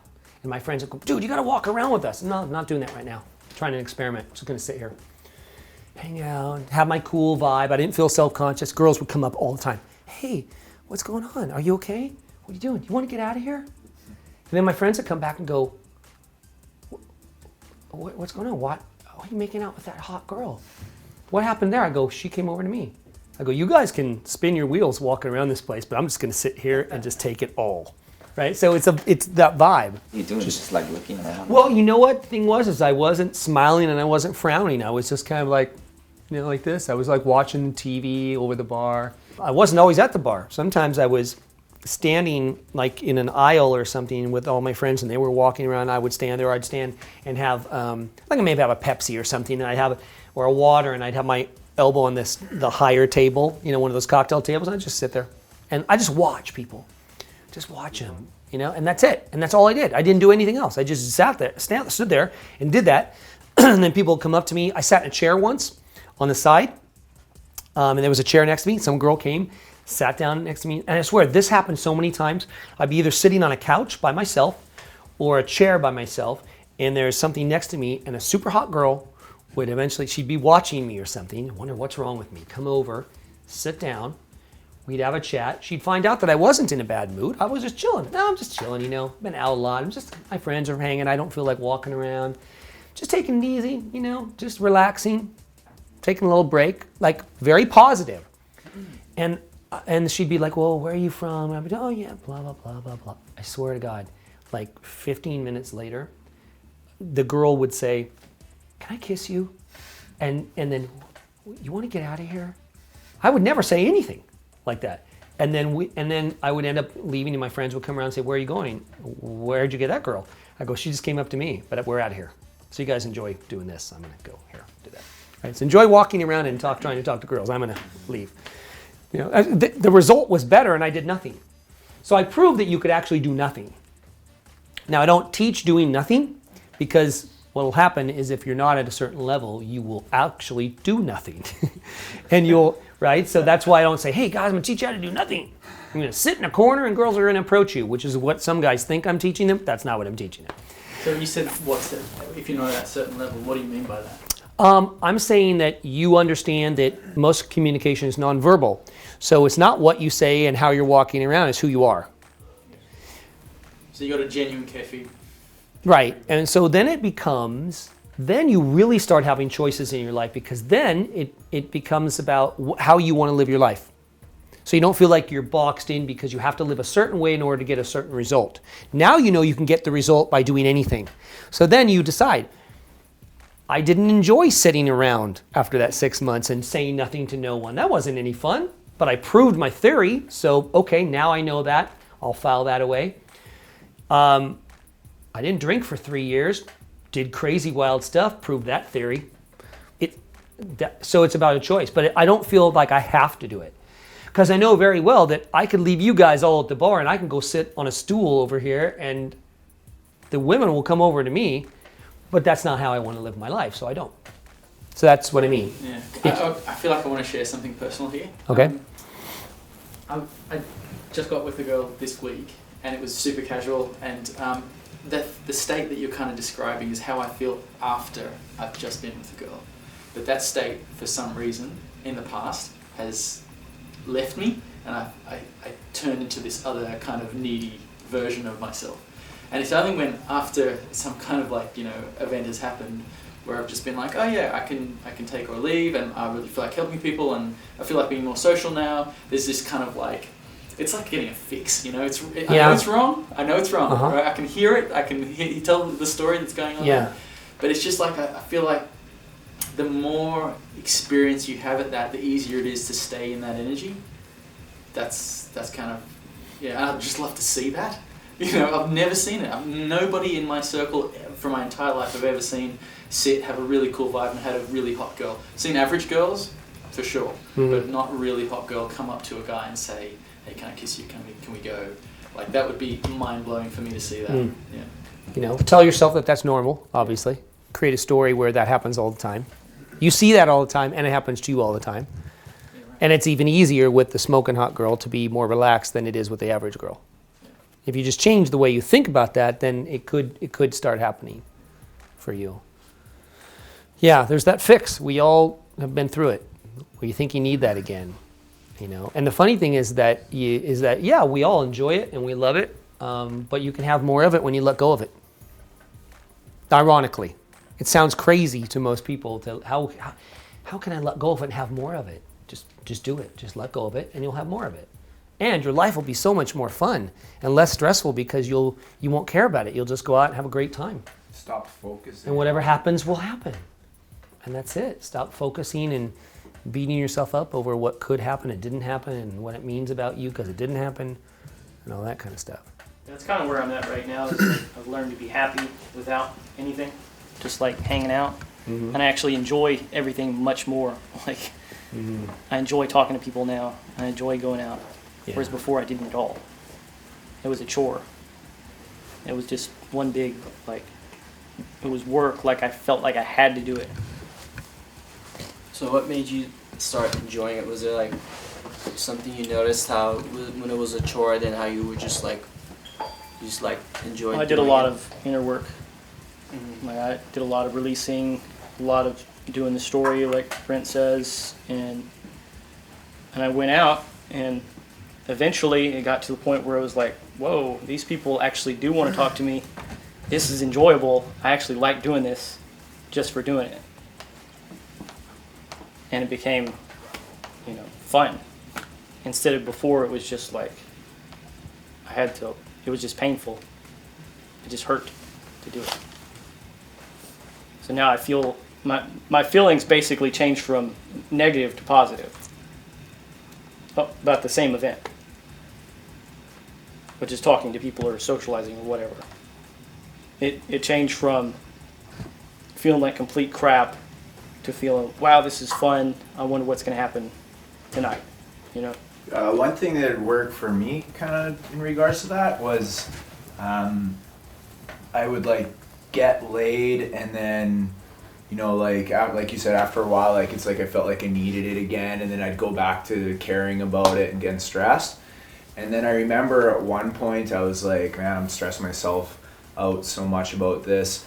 I know that statistically, at the time I was like, I get laid maybe once every month or two or something like that. I'm like, you know what, I bet that if I just totally didn't try to do anything, that so what, I have to wait a month and I'll get laid again. I bet if I do nothing, it'll just happen anyways. And when I kind of decided just to consciously it's gonna happen anyways, so why try and force it to happen? That's when I stopped getting stressed and looking for it after, and then it actually I was getting laid more from that, right? Because I wasn't burning out all my mental energy on it. Like, people waste so much mental bandwidth, so much energy on thinking about negative things that they don't enjoy anything. Yeah. So they're constantly in their head thinking negatively, and that uses all their energy, and they've got nothing left to have a good time. That's exactly kind of how it worked for me, was I just had the feeling of already having it, That's a great thing to talk about. Yeah, if it was going to happen anyway, just telling yourself, well, it happens every month anyway, so why try so hard? If it happens, I might as well just let it happen. Yeah. And then more of it will happen. Pretty much. Stop resisting it and just let it kind of happen. Yeah, I got super attached to success too. It's addicting. Oh, I'm getting success. So I used to be super focused. Oh, how can I get more success?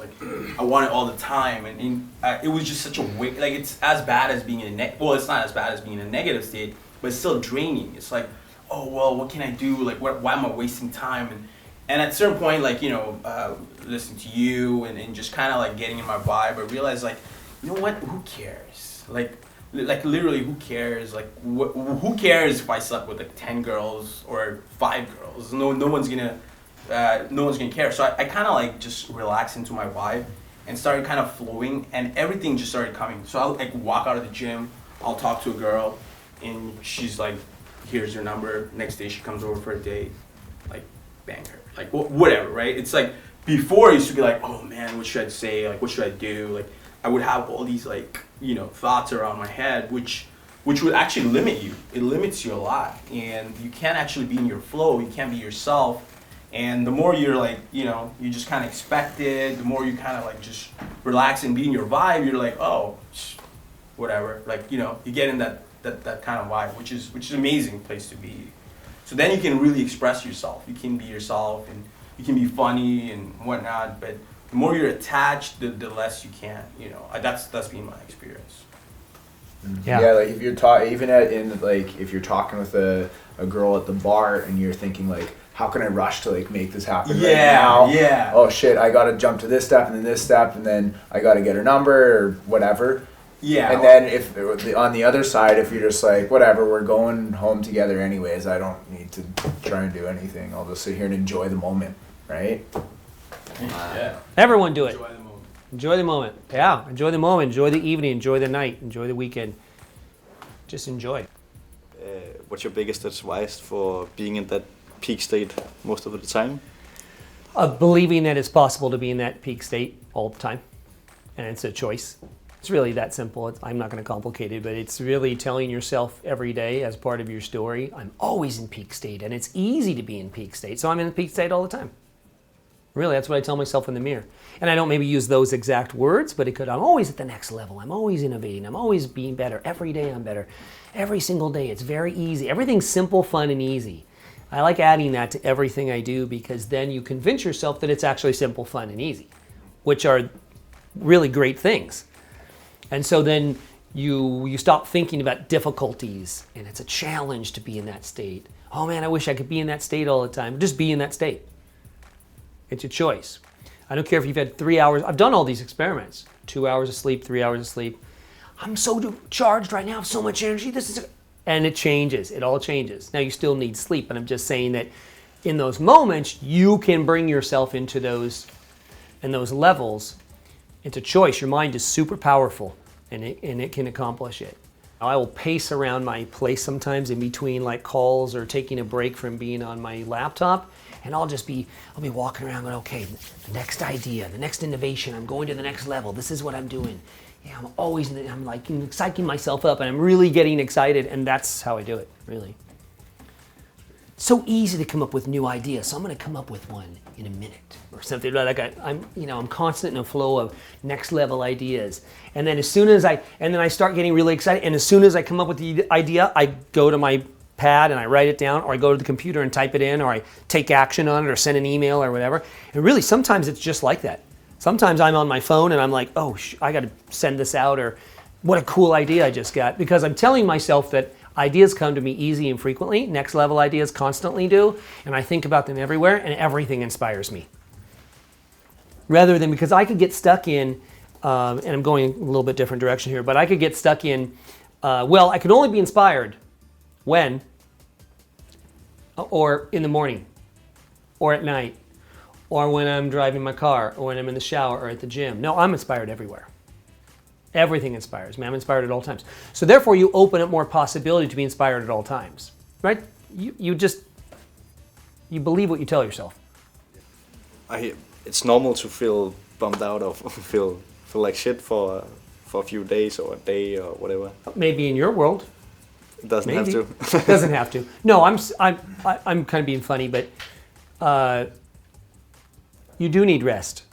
And you do need to take care of yourself, and you may be mentally fatigued. You may believe that you're mentally fatigued, but then take a rest. Or man up, step up, take some vitamin B, have some coffee, go out. I've done it a million times, right? And I'm not saying I want you to burn the candle at both ends and be unhealthy. I'm just saying that in those moments, if you're asking how would you change that, just change it. You have the power. And if you need to, like I said, have a Red Bull or some coffee or whatever, then have it. Get excited, jump up and down, get some exercise, and go. You know, we used to call it putting our rally cap on. You know, when we were going out 7 nights a week, put the rally cap on. Stop complaining, man up.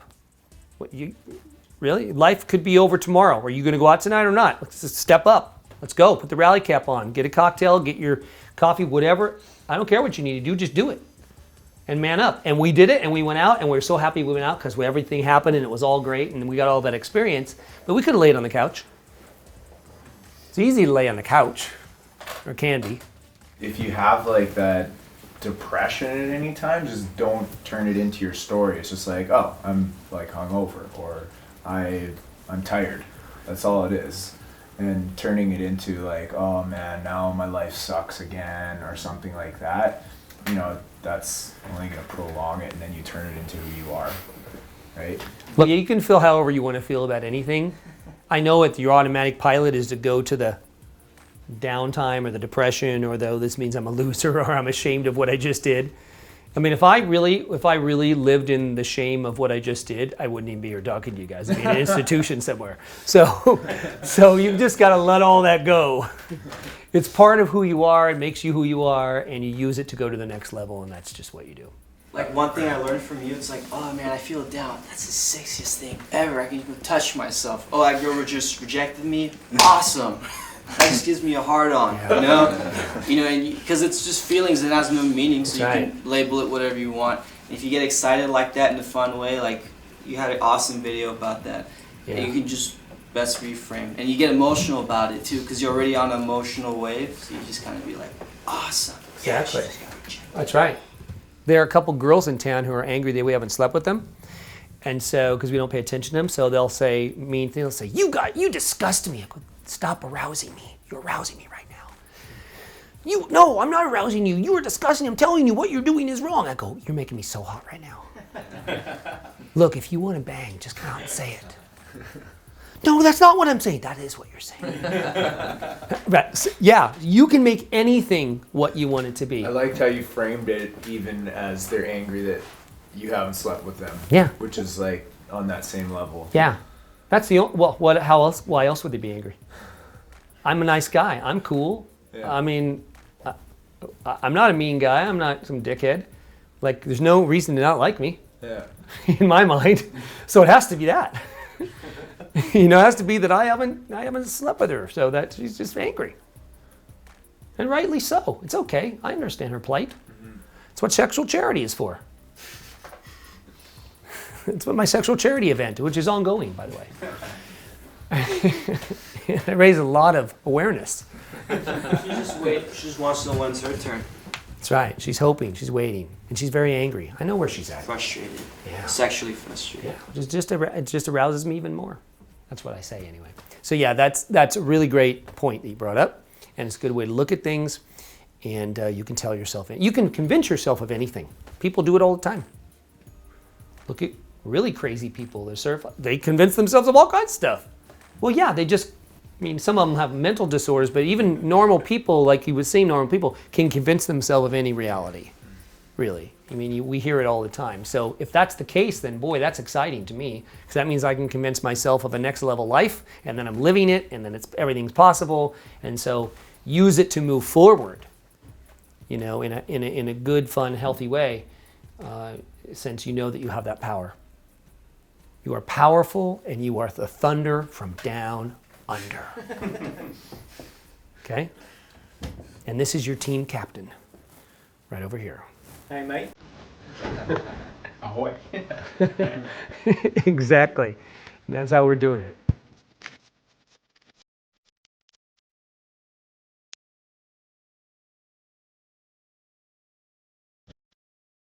So we're going to the right, guys. So how was that? Everyone have fun? Yeah. Oh, yeah.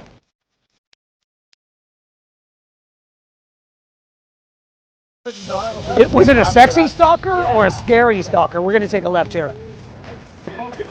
We're walking, and we're walking. Go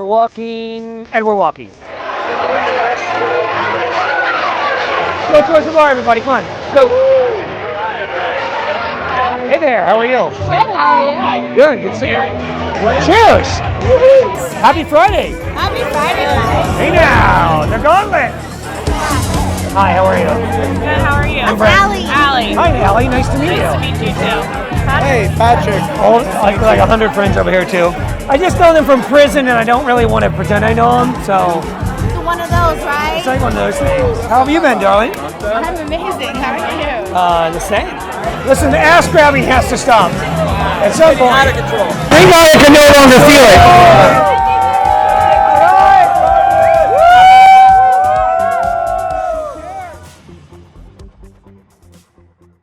Okay, guys, what's going on? How are you? Awesome. Great. Great. So you had a good night? Yeah. Fun? Yeah, it was a lot of fun. Okay.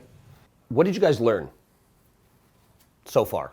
Yeah, sure. So I really liked what we did at the sushi restaurant. We went to the Fusion Sushi and learned how to be like just being the mayor at even spots where you wouldn't expect to have like a party or something like that. Just kind of get up, get going, say hello, whatever. Just kind of amp up the vibe. So I really like that. That was cool. Cool. You can even do that if there are 4 of you. Right? Yeah. It doesn't have to be a giant table of us guys. You could one guy could just stand up like I did the whole time, almost. Yeah. Stood up and just kind of, and I also stood at the other end of the table where there's a lot of traffic. So when the manager came by, I was talking to him. That's why we got the hot sake. It's just stuff like that. You put yourself in a position where of kind of authority. Right. So people have to pass you and you can talk to them. People sit at their own tables.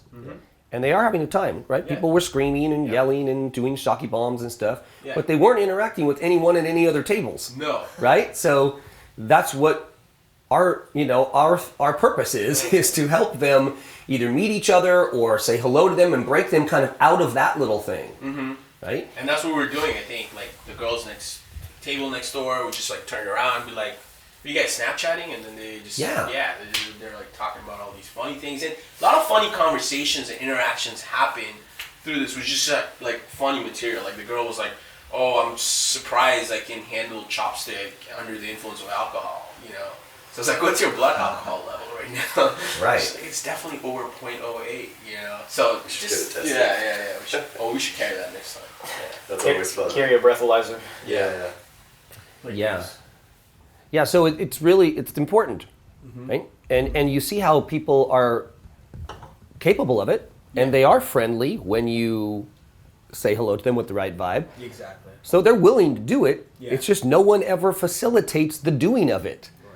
Everyone sits at their table, unless they bump into each other or whatever, they're not going to really talk. You might look over at someone, but no one's going to talk. So if you get out of your chair or turn around and say something, or you hear them talking about something, like when the girl said, "Oh my gosh, she looked, I lost," I was like, "What'd you guys lose?" "My wallet." And then that started the conversation. It was that simple. I didn't come over and do any banter. It was just about the wallet. And then I asked her later if she found it. And she said, "Oh, thanks for asking." All I did was I came back over and said that, and then I said, "Happy birthday. I just heard it was your birthday." And yeah, there's lots of opportunities if you pay attention, because it was that chick's birthday. There are, and you know what? This is a great time to point this out.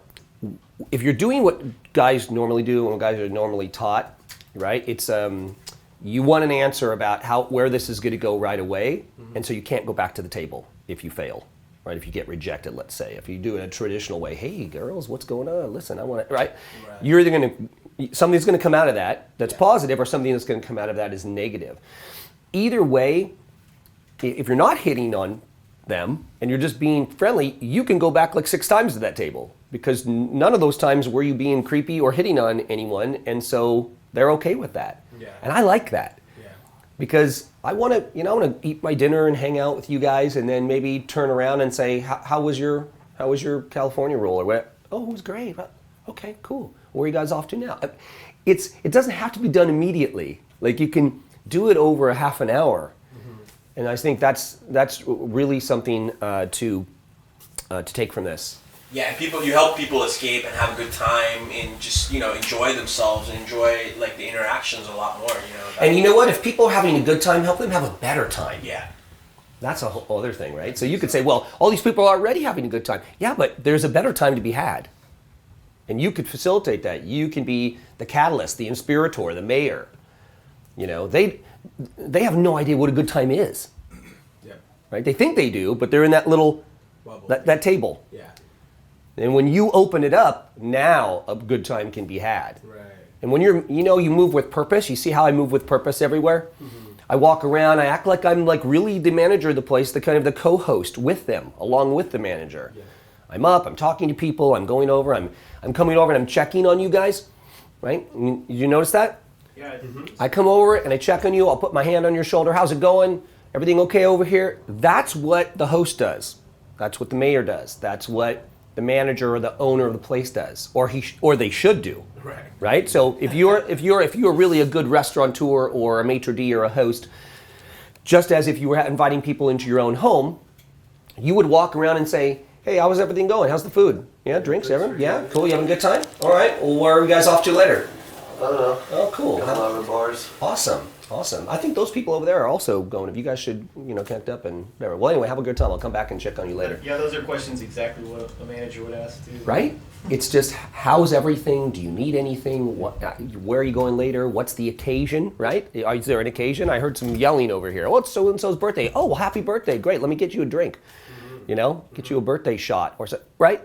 That you can do that anywhere. Yeah. And you don't have to own the place. You can be a stranger that has never walked into those places and you can take it over. Yeah. That's what's so exciting about this. Awesome.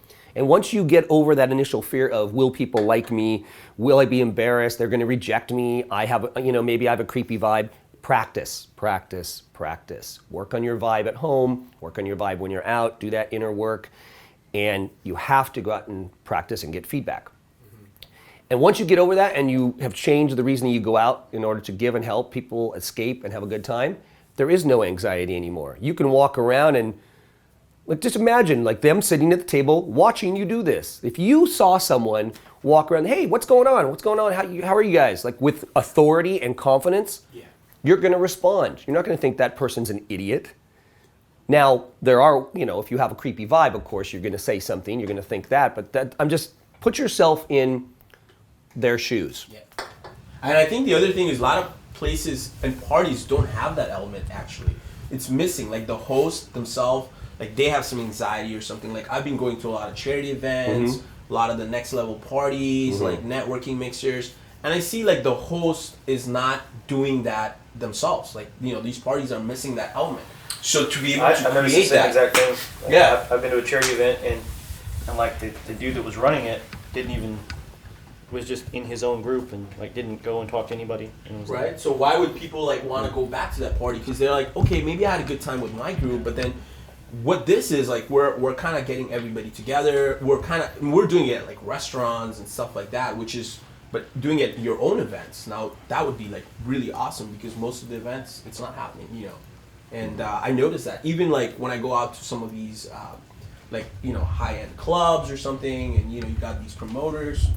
They're also not doing it, So the party's missing that vibe, a lot of times, until somebody comes up and creates it, And that's that's pretty awesome. Yeah, 99.9% of all parties are that way. So imagine the opportunity you have. There's things like art galleries as well, where they have openings. Yeah, you can do that. Yeah, those are great. And there's lots of little groups. Girls come together and I think they want to meet people, right? Well, sure. But nobody does the introducing. So. That's right. People want to connect. That's human nature. We're social. Now, we've maybe been taught not to be, or we're scared, or we've got a bunch of societal programming that keeps us from that, or gives us anxiety about it. But people really want to socialize, which is why when I tell you that you walk up with the right vibe, you cause an immediate state change, even in people who were angry before. Not every single time, but most of the time. You'll see, wow, they have it in them. They do want this. And the great thing about art galleries is that usually the lights are up so you can see people. And it's generally not as loud. So yeah, they're dressed up, it's nice, it's classier. And that doesn't have to be your thing, by the way, but I like classier stuff. So imagine all the opportunities, like I said, that you have. So especially if you're sitting around thinking, well, all these people are already throwing these parties and I could never get to that level and they're bigger than me, right? But they're all doing it wrong. So the opportunity is there for someone who previously knew nothing about it to come in and, well, first of all, you could go in and commandeer any of those parties and make it your own. You could, and then people would say, well, are you involved with this charity? No, I'm just here hanging out, I'm just helping. You know, I'm just the unofficial host. I walk around and make sure people have it. And you don't even have to know anyone. Yeah. You could walk in as one person on your own alone and walk around and do that and see what it's like. And then you could throw your own party. Yeah. But you can go and commandeer someone else's. Exactly. Right? That's another thing I'm glad you brought that up, that we can mention. Since 99.9% of all parties are not hosted well the way they should be or could be, you could just do that and not organize the party. Imagine that. That's even easier to go into someone else's party, and if you notice that they're standing in the corner not introducing anyone, you go, well, who's the host? Well, it's so-and-so over there. And you notice that they're not walking around or not doing anything, take the lead. Yeah. They've done all the work. All you have to do is walk in and help people. Yeah. I mean, it's awesome, actually. It really is. And then people they're like, are you like the host of this party or something? And I'm like, yeah, yes, I am. Of course, you know. You guys want some champagne? Here, you know. Yeah. Yeah, and it's great. Like people are like, oh, so what? Like they really think that you're the host. Yeah. Are you involved with the charity? Yeah. No, but let me find someone who is, and I'll bring them over. Right? Like it's just whatever. Right? It's like the clothing store. You guys having a good time? What do you need? Oh, we need this. Okay, hold on. I'll find someone who is in charge and get it for you. Right? Like, and I'll be right back. Right? So it's the same thing. Yeah. I'll find someone who's in charge, and I'll see if we can facilitate that and make that happen. But you're the connector. Remember we were talking about the connector yesterday? Mm-hmm. You're the connector. Be at the elbow of every deal. Be in between two people who need to meet each other, or between what people want and give it to them. Mm-hmm. Be that person in the middle that brings it to them. Nice. And most people all want the same things. We've already talked about that a little bit, right? They want to be happy. They want to have fun. They want to meet people. Yeah. They want a great life. Yeah. They want an extraordinary experience. Right. They rarely get it. So, I mean, this is so simple to be the facilitator of that next level experience for them. Mm-hmm. You'll see it tonight at the charity event, because, you know, we could stand in the corner. We could all stand in the back, right? Like you see people do and like just talk to each other. Hey, yeah, we could just talk theory all night, right? You know, we could, you know, and not greet anyone, or we could walk around. And the place is not that large, okay? It's a smaller venue. But walking around and making sure everyone's good, and have you met so-and-so, and how's it going? Blah, that's the bomb, right? It could even if 20 people show up, let's say that not a lot of people show up, you can make that 20-person thing really awesome, right? You can either worry about it, or you can walk around and start getting the party started. Yeah, it's all about that vibe. People will think it'll be like there are 100 people there. Yeah, I've been to clubs where it's been like dead and just completely own the place. Yeah. It's even easier. Mm-hmm. Because there's not as many people, you can just... it's not difficult. Yeah, exactly. And you saw how last night we went into the dance floor, and you just kind of do your thing. We just start dancing with people. I mean, there wasn't a creepy vibe. I didn't feel it from any of you guys who were on the dance floor, and of course, you know, I wasn't. Well, I was kind of doing a creepy vibe. No, I wasn't. But you know, it was great. They were responding. The girls were dancing. The girls would be creepy on it, like they were. Being creepy. Well, of course, girls are always creepy. That's the thing. We've turned the tables completely. Now we are the ones being defensive about the creepiness. But we didn't have to go over and ask them to dance. You don't need to do any of that stuff anymore. Just go out there and dance and hang out near them. And we end up with a big group of just girls and guys. And we're like busting some moves over there, you know. I love the splits you were doing. That was awesome. Yeah. So how do we prepare for like a night out like this? You know, we want to go out, be the mayor, just have fun, and then, I mean, I know there's visualization. You tell your story, you know, and then you kind of visualize. I mean, is there any other elements, like what's, you know, how you prepare? Well, right before you go, you want to psych yourself up. Yeah. You know, so you want to do a little bit of that inner work process as well. Yeah. You could, you know, tonight's going to be awesome as usual. I'm the mayor.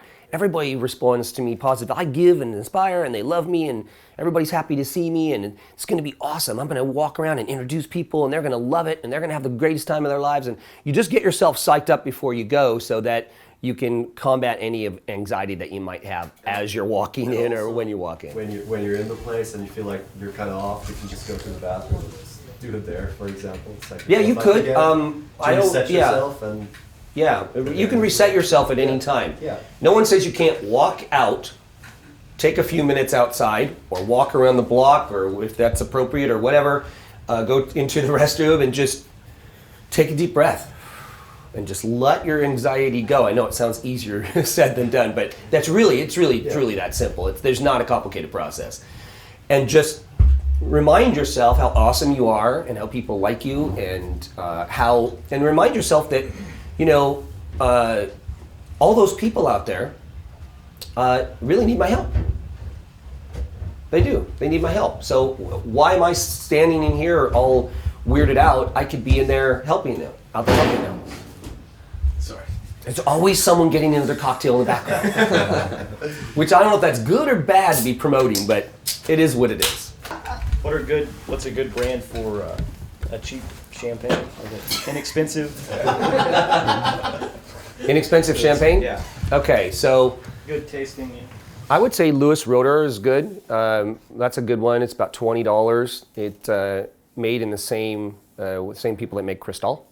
There is also a champagne and or it could be a sparkling wine actually at this place called Total Wine that I go to a lot, and it's this giant Magnum though. It's like giant Magnum, and it's $20. It's cheaper than water. Yeah, and what I usually do is, and it tastes fine, and people are fine with it. And I usually just buy a couple of them, and you put them in a giant thing, and people just love it. And then they do walk around and pour it and stuff. It's kind of fun. Yeah. Awesome. I think there are several champagnes that are from $20 to $30, and to me that's reasonable. To other people it might not be, but I wouldn't go below like $15 really. I mean, you can if that's your thing, but your financial situation, but I would just save a little more money and spend an extra $5 and get something in the $20 range. The Piper Heidsieck has one that's in the $20 range. Chandon is okay. It's a sparkling wine. It's around 15 to 20. And most champagnes have like a super high end and so on. And I would say one of the other things you could do is, if you can afford it, get a couple of bottles of something like Veuve Clicquot, which is generally $39 to $45, depending on where you buy it. Or you could get Moet, or Moet, however you want to pronounce it. White Star or Imperial, it's usually $29, $30, $32, something like that. And the key is, if you want to, I don't know, class it up a little bit, you want people to be excited that there's some classiness happening, have a couple of those bottles, even if they're empty and they're already been drank, because they don't care. He had Veuve Clicquot. He had Moet. Wow, he knows what he's doing. And then you could serve the other stuff. They don't care if it's Chandon after that or whatever. I just say a good rule of thumb is to try some. Go in, $15 to $20. Find a place that has a big selection. There are a lot of these discount wine stores, wine warehouse, wherever you live, there's something. Go in, ask questions. The staffs usually at those places are very knowledgeable. And if you don't know what you like, then the only way to do it is to try it and see what you like. And I will just tell you that most people do not complain about champagne because it's champagne or it's sparkling wine. It's right. It's not really champagne if it's not made in the Champagne area of France, but they will not complain because you're serving them something that's free. And really, as long as it's not like Cook's or Andre or Corbel, I wouldn't go there. Okay, because that'll tell them that you don't know what you're doing and you are actually a cheapskate. Those are the sub 20.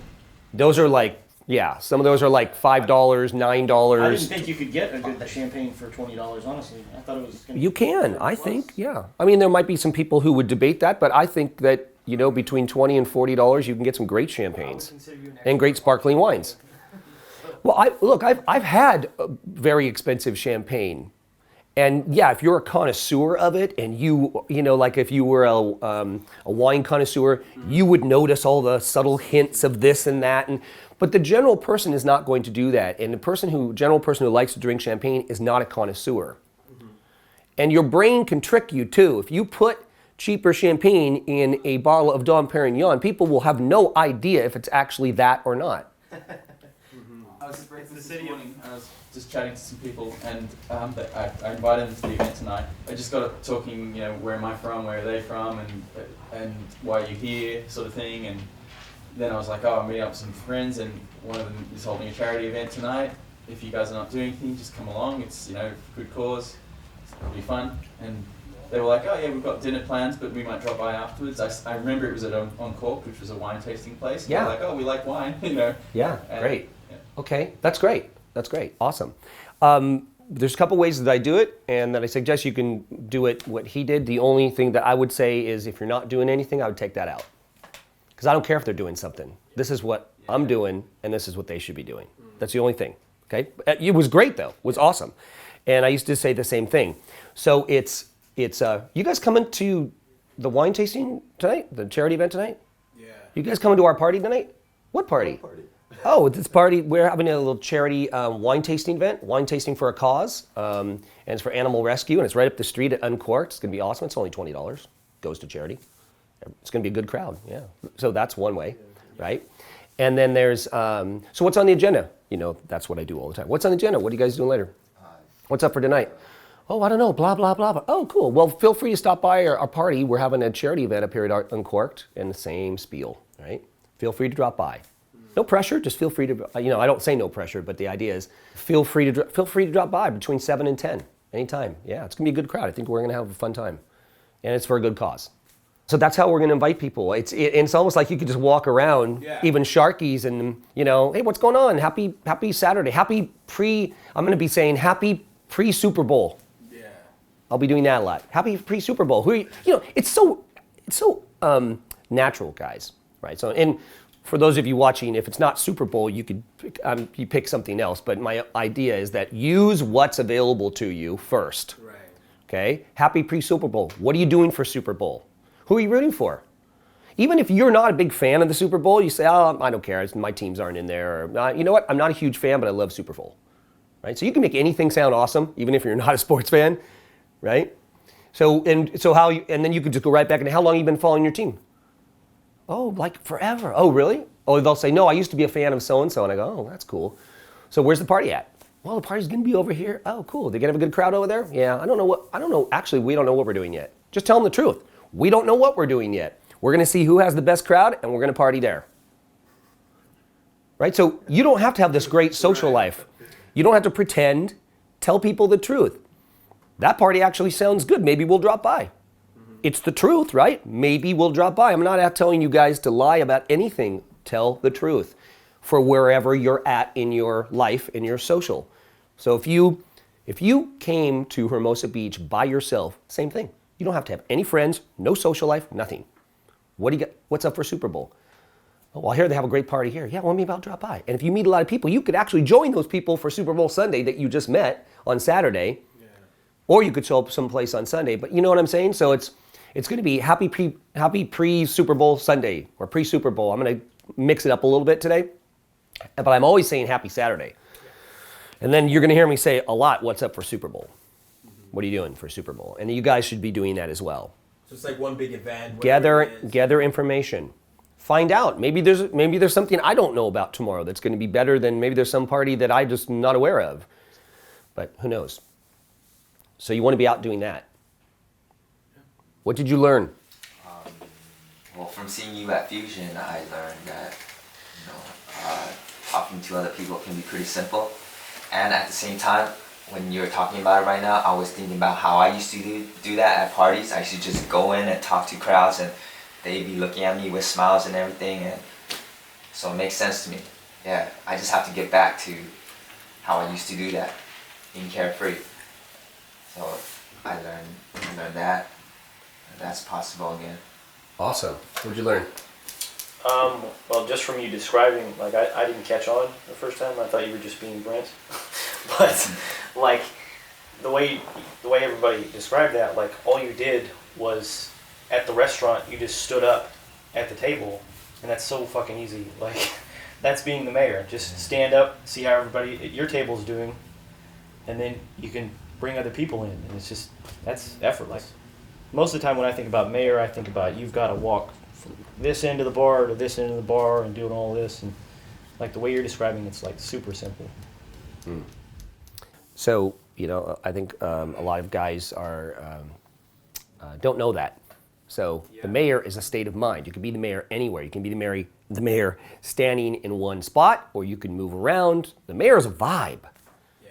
The mayor's like just looking around, and you could just stand there and people come by and you, hey, what's up? How are you doing? I mean, it's the same thing, whether you're moving or you're standing. So that's a key. What'd you learn? One thing that's good for people that are just starting out, like, is to just talk to anyone that's in your proximity. So if there's someone just standing there at the bar or whatever, you can just say, hey, what's up? How's it going? And just do that everywhere. Like when I went down for breakfast, I was just saying hi to people. Good morning. Yeah. You know? You don't have to continue the conversation. You don't have to keep doing it. You can just say that and go back to eating. Yeah. It's just like you're in that frame of constantly being social. Yeah, you brought up a great point. Practice. And don't just practice with people you think you want to meet, right? Oh, I'm only going to practice with hot girls. You are holding yourself back from an extraordinary life. Talk to people. Because everything's about habits, right? It's about giving too. It's about giving, yes. And giving can be a habit as well. I see it as giving the other people acknowledgement, whether it's a hot girl or just a regular person, you Yes. know, a guy, an old lady, whatever. You know? Yeah, and that's what they want. They're in your proximity, you're acknowledging that they're there, that they exist, and that makes them feel good. Yeah, it's a great way to look at it. And Yeah, you always come up with these cool things to say because you're like relaxed and yes.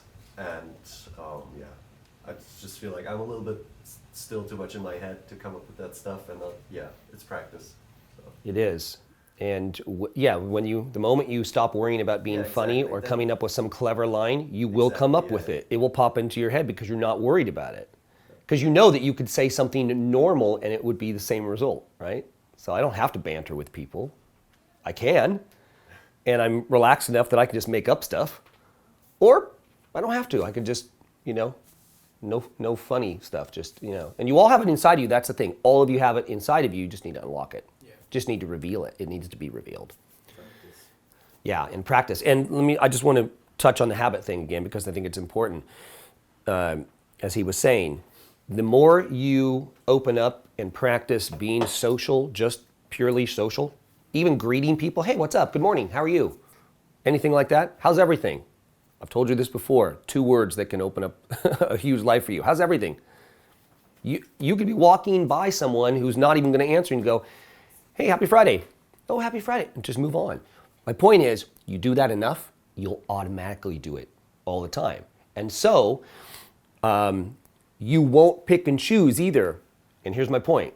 So when you are around people who would formerly scare you, like a super hot girl that you might be attracted to, it will just come out automatically and you'll be like, whoa, I just did that. It's because you're in habit of doing it. So hot girl, not hot girl, older lady, it doesn't matter. Guy at the dry cleaners, because you don't think that way anymore. So imagine what could open up for you. When you're fearless in talking to women that you're attracted to, that would be awesome. And that is accessible to you immediately when you start doing that. So it's good I'm glad that you're doing that. That's awesome. What did you learn? The idea of just going around with that vibe, that fun vibe all around, just makes going out so much more fun. And it doesn't even matter as much what exact interactions happen or what the outcome is. It's just fun going out like that. Yeah, I think, we as guys, we are consumed with results, immediate results, because we want immediate gratification, right? And unfortunately, that's why, right after we get what we think we want, it's not enough. We need more of it, right? Because that was supposed to last longer or whatever, It could be sex, it could be anything, it's anything you obsess about. And when you give yourself over, and I know that is a challenge for a lot of guys, when you give yourself over to not worrying about the results and just having a good time, it will start happening. The things that I talk about all the time will start happening. People will come over, you'll do less work, it will be effortless. People will say, how did you do that? You didn't even do anything. You weren't even hitting on that girl. I don't understand how that just happened. Because we're consumed with the results. We want immediate results. We want to know right now what's happening. And there's nothing wrong with that. It's just kind of the way we're programmed. And so this is part of it. When you can relax, that's part of what gives you access to this next level life. Cool. What'd you learn? I was actually going to say something pretty similar, like Okay. just be independent of the outcome. Yeah, I saw a lot of had a lot of interactions last night, and I kind of saw your vibe, which was, that's cool, you know, not interested, that's cool, that's fine, yeah, move on. And, you know, there was that couple that you talked to at the sushi place, they were at that, what was it called, Strand House? Yeah. And, you know, one of them was clearly not wanting to be, yes, you're right. You know, have guys around. And she was that way from the very beginning. She was, yeah. And the other one was a little bit more open, the prettier Totally. one, I thought, right? But that prettier one had to stick with her friend that night. Yeah. And so they were dancing together in that little corner, and you just knew that they weren't going to be open to but like part of me would have been like, oh, there's got to be a way. There's got to be a way to get in there and just like figure it out. And I'm just like, no, just move on. Yeah, they're doing their own thing. Yes. If they're interested, they'll come over. I had my back to them, you know, just doing dancing. One of them brushed up against me. I don't think that was accidental, but like I kind of had a little glance, and she like to turn back, and I'm like, never an accident. Yeah.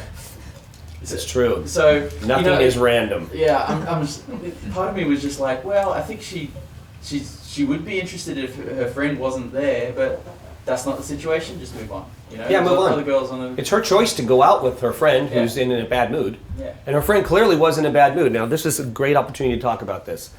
So thanks for bringing it up. You know, when I say on rare occasions, there are people that just their state, they won't allow their state to change. They're not open to their state changing. She was one of those. She's attached to that. Right. I'm clearly a confident person who's not trying to hit on anyone. I'm just talking. But the one girl, and I just let her be who she was being. Yeah. It didn't affect me. I wasn't upset. I wasn't thinking, oh, I got to crack that code. You know, I got to figure out that. Hey, I don't know what's going on in her life. And clearly, if her state isn't changing, that's okay. She's allowed to be like that. You know, maybe she's just angry with men right now. I don't know. But it's not any of my business. I just keep moving. Right? And that's when you get to the level where you could just say, oh, okay, well, it was nice talking to you guys, and not walk away from that like you didn't lose anything. Like, yeah, you gave, and then you moved on. Yeah. If they're ready to receive, great. Most people are. Yeah. Sometimes they're not. You have to just be okay with that and not take it personally. If that happens to you all the time where there's one girl then it might be your vibe. If it happens only once in a while, then it's just once in a while, okay? We had an interaction last night at Shellbacks. All right, how do I talk to those two girls right there? You just walk over and say, hey, what's up? What's going on? You said to me, how would you talk to those girls over there? And I said, I would just go talk to them. And so you went over there and opened them up and started talking. What's up, guys? How are you? Happy Friday. Happy Friday. How's it going? Good. The one was kind of nice. The other one turned to us, and you've all heard this. I've had happen to me a lot of times in the past, where we're talking to her. I don't know, because your vibe, you're still working on your vibe, clearly, and that's okay. And this is how you do it. You're clearly getting more and more experience, but you need to work on your vibe a lot, because what she said was the stereotypical. When I said, well, so what's up for the evening? You know, it's just me. We haven't seen each other for a while. We're just kind of catching up. I know exactly what that means, right? Yeah. Get away. Go do your thing. I go, okay, well, it's great to meet you. And I moved on. But that's what you have to do. You have to just move on. And some people are open later. Like, they might not be open at that moment. That's right. But then the fact that you went up and you were just carefree about it, then they'll be open later. And then I've had some instances where people are like, they're kind of anxious or whatever, and then they're like, oh, you know, we're just catching up. And then later they're like, oh, hey, so what's going on, you know? And so that's cool. You know, you could just walk away and then... Yeah, that's a very good point. Thanks for bringing that up as well, because sometimes it's how you react to their reaction that can be a game changer. Yeah. So if you are carefree about it, oh, okay, well, nice to meet you guys, and you move on, maybe that's the thing that triggers her an hour from then to say, you know, he was actually pretty nice. I think I'll go talk to him. Because he handled the rejection very well, or the fact that I was blowing him off or whatever.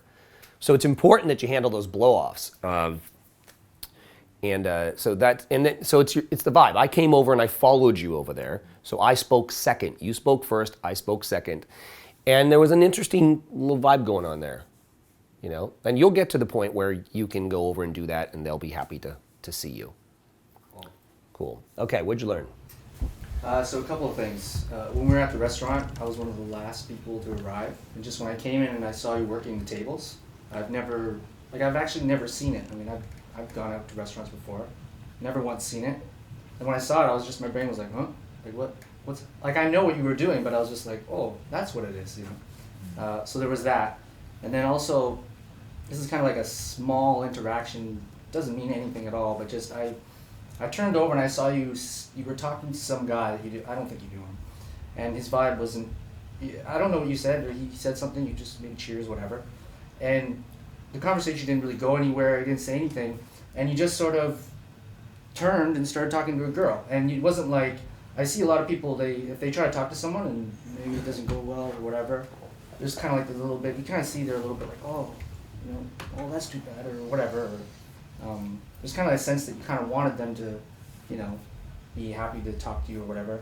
But you just sort of, oh, and you just turned, and then there was a girl there, and then you started talking to her. And that, to me, it was a small thing, but I was just like, oh, so, yeah, that's cool, you know.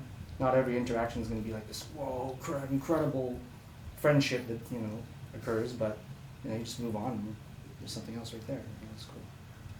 Yeah, great point, great point. You know, our story is that we help everyone, but some people, like I said, maybe they're not ready for it, and that's cool. Hey, whatever. And you have to just be okay with them being where they are in their mood, self-development, whatever, and you just, and a person who gives and helps just keeps going, right? What do I always say? Take action, keep moving forward. Just keep moving forward. Every time you think or get upset or obsess or you hold yourself back, you're standing still. Just keep moving forward. Just push through it. All right, what'd you learn? It's a lot of the same stuff, like being around your vibe and energy and seeing it in action. Really good, and yeah, seeing that you being the host, being the mayor, and all that. And also, we talked about that you can do this connecting on a larger scale. That you can do it for business, and it's everything about connecting people. It's a huge point. I would love to hear more about what kind of job you could do, or what kind of habits you can do to do it more consistently. But yeah, a lot of good stuff. Great. Okay, so you can bring this to anything you currently do for work as a career. Yeah. Imagine how great you would be, and what a valued employee, or even in your own business, you could do this, of course. But if you have a job and if you're the standout person, you're valuable, because what is business about? Relationships, mostly, right? I mean, there's, you know, sales or people who sell on the phone and stuff, but it's really about a vibe and relationships, and it's also a numbers game, but you can increase the numbers if you're more of a relationship person. And if you're a connector, that's huge. Some of the biggest deals in the world are made for people who are connectors, right? It's not always in a boardroom either, I will tell you that. One of the secrets is that I would say, in my experience, most of the great things that have happened to me have happened at like 4 a.m, drinking champagne with some random person.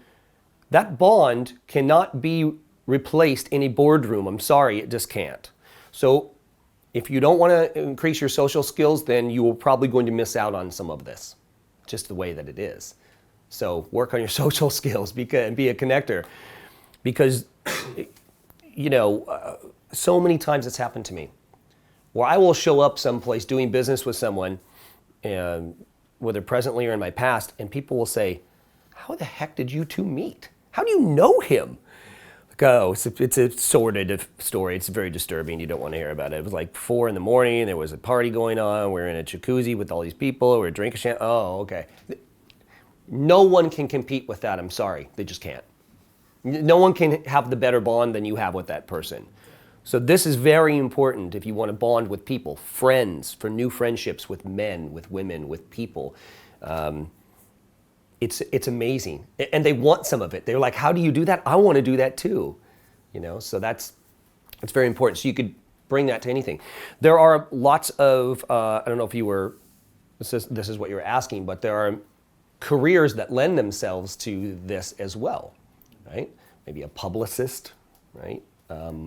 Certainly a lobbyist, political lobbyist or government lobbyist, politician, you know, maitre d'. You just think about it, you know, anyone in sales, really, you could be a relationship person. Anyone who helps, deals with the public.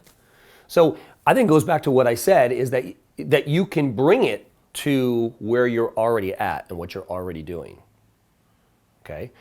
Look, there are taxi drivers in this town, here's an example, who are legendary because the service they provide is so up and far beyond what the normal taxi driver goes, oh yeah, no, okay, cool, pay and then leave, that people request them specifically to take them to the airport, which is one of the, their biggest paying rides.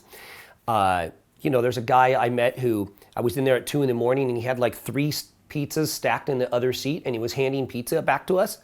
Awesome. There was another guy who had like a karaoke bar in his taxi, right? And he hands you the microphone when you get in and you sing. That's next level, right? Those guys are pulling it. Those guys aren't thinking, oh, I'm a taxi driver. They're thinking, how can I take this experience to the next level? And how can I be a relationship builder? And so I will often have friends say, oh, you're going to the airport? You should call Kenny the cab driver. Kenny the cab driver. Really? What's so special about Kenny? Oh, you'll love Kenny. I've been using him for like 10 years. Really? Just a regular taxi driver in this town? There's like a million taxis. No, you got to have Kenny.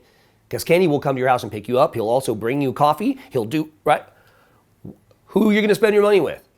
The relationship builder, the guy who gives. He takes it to the next level. So just one small example, but it's a great example because it's something that no one would think about. It's a very mediocre job. Everyone thinks, oh, you're driving a cab. It's like 3 a.m. and you're just trying to make some money. It's what you do until you do something else. But these guys made a career out of it and probably make a lot more money than we even know, right? The tips are bigger. People appreciate them. Their phone's ringing off the hook. Right? That's the next level. So just think about that when you're thinking about, bringing this to where you're at. Okay, thanks for talking about that. What'd you learn? There's not a lot of stuff I can. One point that I thought was pretty cool was the way that you interacted with the staff and the guys at the door. That was pretty cool. Just appreciate what they're doing, talk to them, show them for a couple of minutes a good time, and just be patient and then they'll treat you good. Yeah. Treat you well. Speaking of which, what was your wording on how did you approach the situation with the sake? I knew the manager because I've known him before. I come in from time to time and he is always very nice to me, and also we've spent a lot of money there and so on. But I'm very friendly to him either way. But clearly he was walking by and I said, what's going on with the sake? Just like that. He goes, what do you mean? I go, I was told there's no hot sake. Is this true? And he goes, what? Let me check on that. Hold on. And he goes back there because the other guy had come up to me and said, oh, I'm sorry, we don't have any hot sake tonight. I said, for the whole night? He said, yes. Okay. I learned something very important a long time ago. It was an aha moment for me. When someone tells you something's impossible, instead of just moving on, I now say, well, I don't say it specifically like this, but this is the kind of theme of it, is, okay, I understand it's impossible, but if it were possible, how would you do it? That's the next level. If it were possible. Now, if I don't think like that, I'm going to take what he said and just say, okay, cold sake for everybody, when the hot sake is warm in the back waiting for us. So I said it in a very nice way. I don't ever complain, ever. That's key, guys. Don't complain. Alert people to things, right? Hey, did you guys know that this steak is like cold? I don't know if you know that because you might want you to serve it to other people. Oh, let me take care of that for you. If you go, hey, this steak sucks, right? What are you gonna get? Another bad steak. They're gonna go, who's that idiot at the table out there? They want you to understand that they have a life and they have a job and they're not perfect, okay? The restaurant is not perfect. It's tough to run a restaurant. It can be challenging. So I said it in that way where he was like, what? Let me go back and figure that out. And then he brought me a bottle of sake and handed it to me, remember? While I was waiting. This is for you. A whole bottle of sake. This is on the house. Right, and this is on the house. And then they bought the hot sake. And then they bought the hot sake for us. Right, he brought a big hot sake and said, this is also on the house. Pretty cool, guys. Pretty cool. And so that's why, I always say, treat people who are used to being treated like shit well. People who are constantly complained to, you don't want to do that. Do the opposite. Be the nicest patron, guest, or whatever that they've ever met. And even if they screw everybody else over in the restaurant, they won't screw you over. So even if they have a horrible reputation, guess what? Not when it comes to you, because you're the nice person, right? If everyone's screaming at the girl behind the counter at the airport, and you're the only nice one, guess who's going to get the upgrade? It's you. I've done it so many times I can't tell you. So whether it's a manager, a door person, the host, the hostess, the waiter, I'm nice to everybody. And so that's awesome. And that will make your life so much better. And you know what? Here's how it's about giving. I'm giving everybody some leeway to make mistakes. I'm giving them the benefit of the doubt. Right? So you can think about it in terms of giving. I'm giving him a chance to warm the sake. I'm not telling him to do it, and I'm not complaining, why isn't it hot? I'm saying, the sake, it's cold. What's going on with that? And I know him, so I can say it kind of like that. But my point is that I wouldn't complain anyway. I'd just say, hey, I understand that the sake is cold tonight. Wow, what happened to your machine? I'm going to say it like that. Let him tell me. Right? Because maybe he'll say, oh, yeah, man, I'm so sorry, but next time you come in, here's a $50 gift card. Now, it's not about getting. I'm just saying that you're going to get anyway. My point is you're gonna receive. Let's frame it as receiving. You're gonna receive anyway as a byproduct of your giving attitude and your giving vibe and your giving actions. Does that make sense? Yeah, totally. And you can apply it to all parts of your life. Dry cleaners is the same thing. The supermarket is the same thing. Let everybody else complain except you. And you'll be the first one on the plane. You'll get the upgrade to the suite. You will, when we fly around, even if I'm in coach, the women in first class are baking me cookies and bringing them back to me, and I'm the only one having them. And they're serving me free drinks. I don't pay for anything. It's just that vibe. And it all starts with, hey, how's it going? Happy Thursday. How you doing? No one greets them when they get on the plane like that. Everyone's like, where's my seat? Where's my bag? When are we going to get there? Why are you guys late? You guys suck. They have it really bad, airline people. Treat them well. And the one thing, I'll just mention it before we go on to the next thing, but the one thing I say on a plane all the time is I'll get up out of my seat and I'll go to wherever the galley is, front, back, wherever they're congregating, the flight attendants are congregating, and I just, maybe there's a bathroom there or whatever, I'll just poke my head and say, what's going on in here?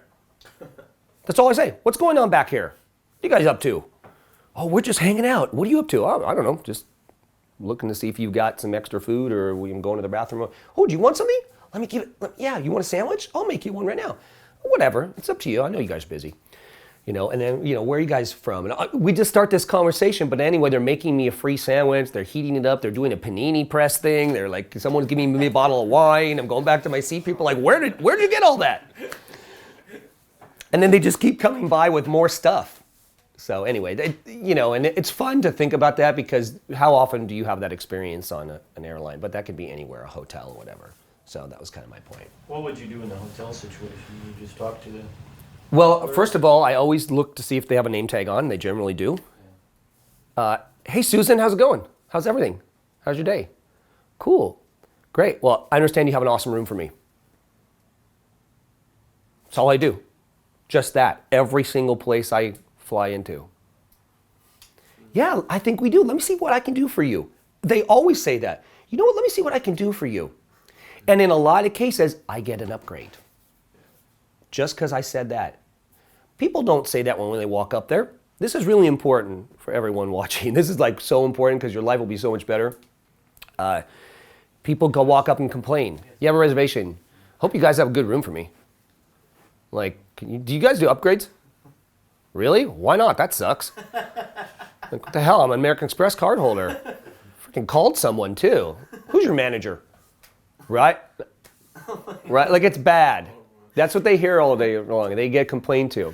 And I know a lot of people in the hotel business too, and they tell me these horror stories of people that are just so angry and so nasty to them. They wouldn't lift a finger for them. All they do on their off time is complain about those clients that come in. That client is never getting anything. Right? It's so rare that someone walks up and says, how's your day going? Well, they almost sometimes are so involved in wanting to be defensive that it takes them a moment to snap out of the matrix and go, I'm great, actually. Thanks for asking. Yeah, well, you know. I also heard you have an awesome room for me. Like, I'll go right into it. You know? How long you been working here? Like, where are you from? I just start the banter, a little bit of banter, and start the little bonding, and I'm telling you, it's like, oh, well, let me know if there's anything wrong, you know? Call down, hey, Susan, it's Brent. Yeah, listen, is there supposed to be this thing in my room? Blah, blah, blah, blah. Oh, no, hold on, let me send that up. Like, just, you use their name. It's awesome to use their name because no one remembers their name.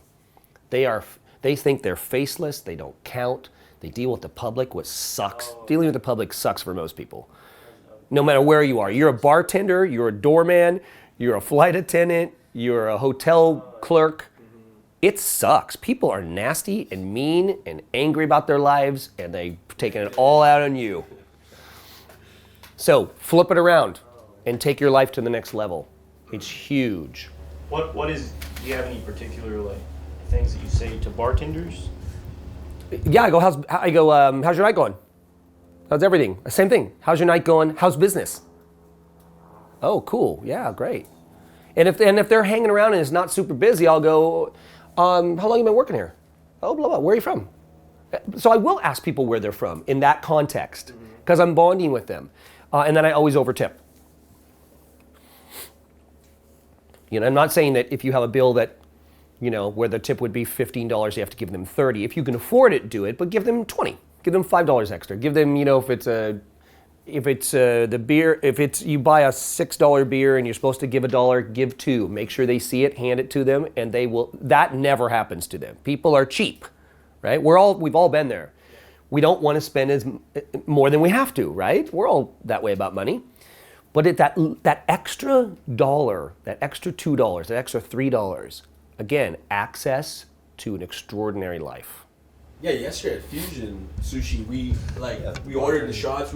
I just gave like $3 as tip to like a beer. Yeah. And that guy was like free shots, you know, free vodka shots. I mean, like $3 and it's like $40. You know? So it's rare. Yeah. And then he's like, well, what are you guys doing? This is a good place to go. This is another place to go. See? And we're like, oh yeah, that sounds awesome, you know. So like he wouldn't do that to another person because most people are like, oh yeah, like they're, you know, but just being giving and just giving that vibe.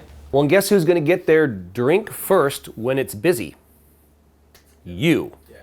It's so rare. You're like a diamond in the rough. You're going to look over, everybody going to see you standing there and go, one other, and just going to hand you a drink. And they remember you. And then whether you pay or not, whether they charge you or not, they're going to hand you a drink before all these other people waiting because you are the guy who gave $2 extra. Mm-hmm. Really? If that's all it takes to access the next level of life, I would happily pay it every time. It's also the vibe, but you know, it's also the fact that you're giving the money, but it's also the vibe. Well, you appreciate them too. Yeah, exactly. Remember, everyone's underappreciated. What do they want to be? Appreciated, acknowledged, recognized. We're human. That's, you know, we seek that, unfortunately, but we do.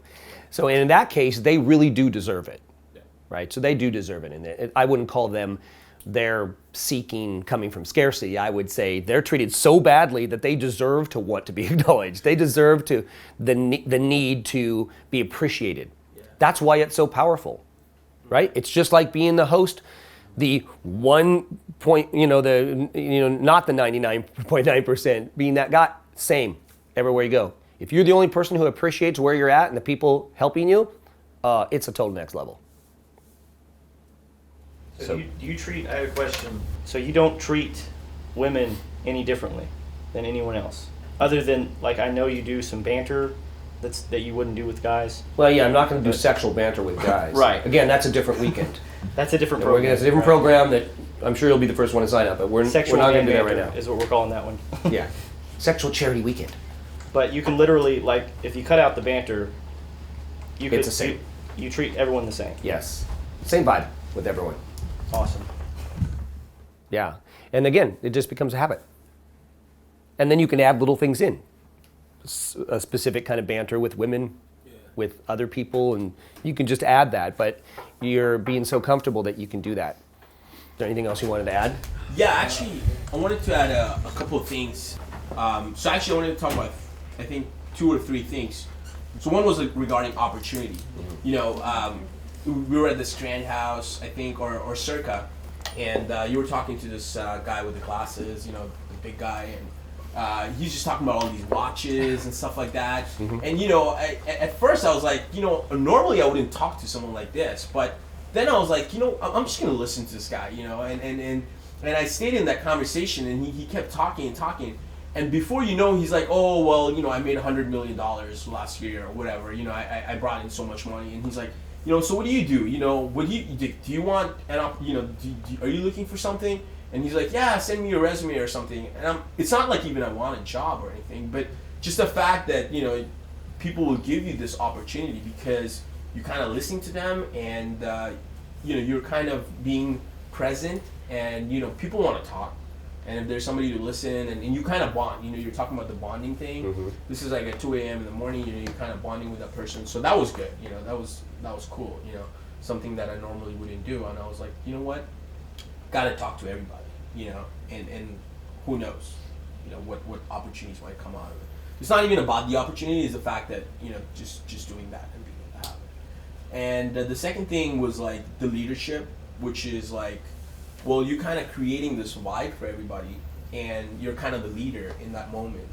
And just kind of accepting that and just playing that role, then that was pretty awesome because a lot of times, like, you know, you feel like, oh, I'm not really feeling, you know, I might not, I just kind of like keep it, but you can remind yourself and you know, become aware, and then you could just start, you know, just spreading the vibe and being the leader, and then people really appreciate that. And a lot of fun things come out of that, which wouldn't happen otherwise if you didn't step up and make it happen, you know? So that was really powerful, I thought. So those were like the main things that I kind of sat down and I was like, yeah, that's pretty awesome, you know, to be able to do that. So yeah, people want to be listened to. Yeah. It's huge. Yeah. You know, you think you have to keep the conversation going, but not that much. People will just talk if you ask them the right questions. They love to talk about themselves, and they'll just keep talking and talking and talking, and they just want to be listened to. And if you acknowledge them and listen, they'll just keep giving you stuff. Exactly. That's how it is. And then they like that leadership role as well, because most people are followers, so that's why that really works.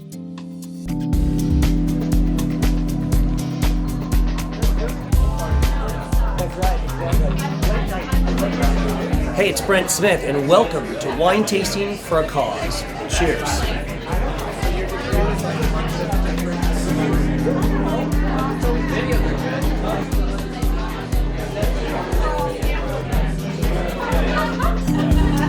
I'm Brent. Brent, nice to meet you. What was your name? It's Keely. Keely, nice pleasure. Cheers.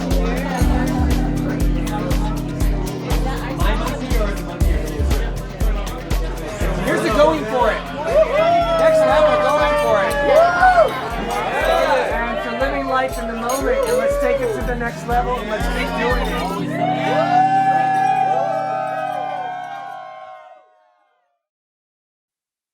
Hey Zena. Hey. How you doing? I'm fine. Nice to meet you. Pleasure to meet We've you. never met before, right? That's correct. Yeah, this is the first time, honestly. She just walked in the room.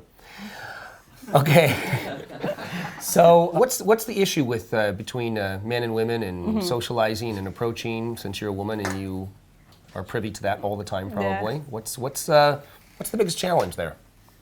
I think it's like establishing a comfort level and maybe trust and trying to figure out what the intentions of the other person are. More in a general sense, I would say. Yeah, so you can't tell when well, let me rephrase it. You can tell if you've heard it all before, right? Right? And so there are certain things that, you know, men will say that and you can disagree or agree, but that you say, oh, I know where this is going, right? He says like two or three words and you go, oh yeah, I know where this is going, or right? Or he has a vibe that you're like, oh yeah, that's kind of creepy. Is that true? Right, yeah. Yeah, so you can tell, right? And what is that usually? That where it's going all wrong? Yeah, you think you can tell. I mean, it's when you hear things that you just hear all the time, and you felt uncomfortable in those situations before, so it's kind of like triggers you to have like a certain reaction, like, okay, let's just close this down now because, like, you know, I might get uncomfortable again. So the thing you want to feel good when you're interacting with that person. So if you hear something that you've heard before that triggers like a bad reaction, then right away you're gonna try and get out of the situation. What are the questions that you normally ask that trigger that for you? For me, it's the most general, the easiest questions to ask. Like, what's your ethnicity? What's your age? Those are the main things I think that I just try and. What about where are you from? Is that? That's good. That's a good one. What about how's your day? Day is good. Yeah, anything like I guess women like to talk about like their feelings, I guess. So like how are you feeling right now? Yeah. Are you okay? So you're like, oh, I just came over because I was wondering. You look kind of down. I like that. I like how's your day because it's you can really go anywhere with that. And then you don't, I guess with like the ethnicity and age, it's like, you feel like, oh, I don't know why, like, but it just, that's the things for me that makes me feel uncomfortable. Those are your triggers from your past experience. Yeah.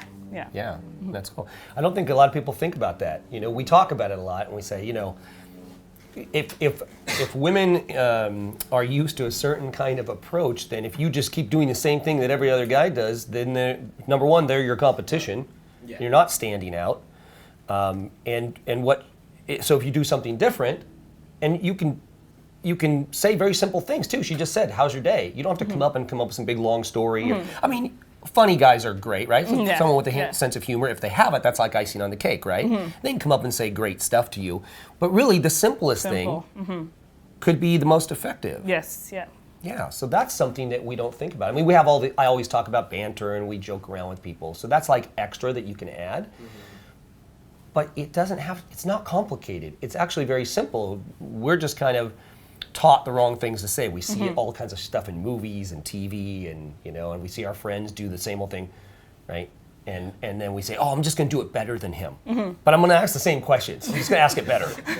I'm going to do what doesn't work better. Right? I think that's what guys... Yeah, I can see that. Do you feel that when guys are talking to you that they are present, or are they off somewhere else or are they thinking the next thing to say, or they're trying to get something out of the conversation? It always has to lead somewhere. They're definitely like, I can feel that they're like projecting like where it's going on me instead of, reading me, like reading if I'm comfortable with them. Because women are always giving off their body language, I guess, like instead of saying things. And so if I'm doing something, like you might still have, like I might still be interested in you, but I might be giving you like some kind of feedback with my body language or my eyes to let you know like that maybe you're in my comfort zone, so I want you to respect that. How would a guy read that? Okay, so... That's the next thing you're going to ask. Right. How would I know? What are you doing that I would have to notice to know what's up? So I'll probably like not look at you directly. I'll start looking away or whatever. Okay.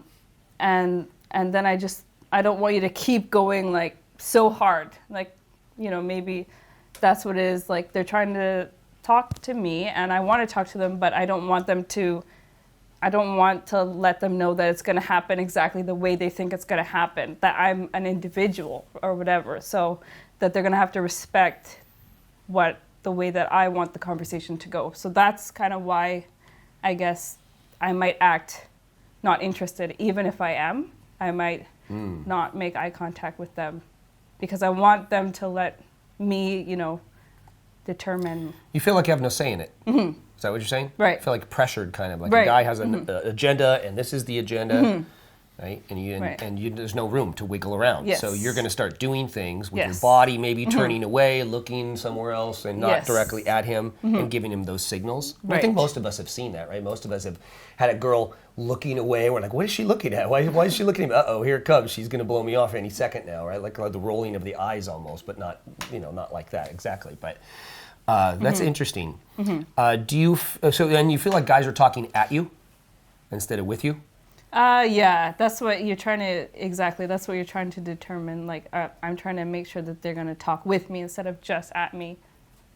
That's exactly what it is. Do you feel like guys ever give you a chance to be interested back in them? Or do they just keep pushing and going on and on and on and on and you don't have a moment to... Yeah. Like if you were interested...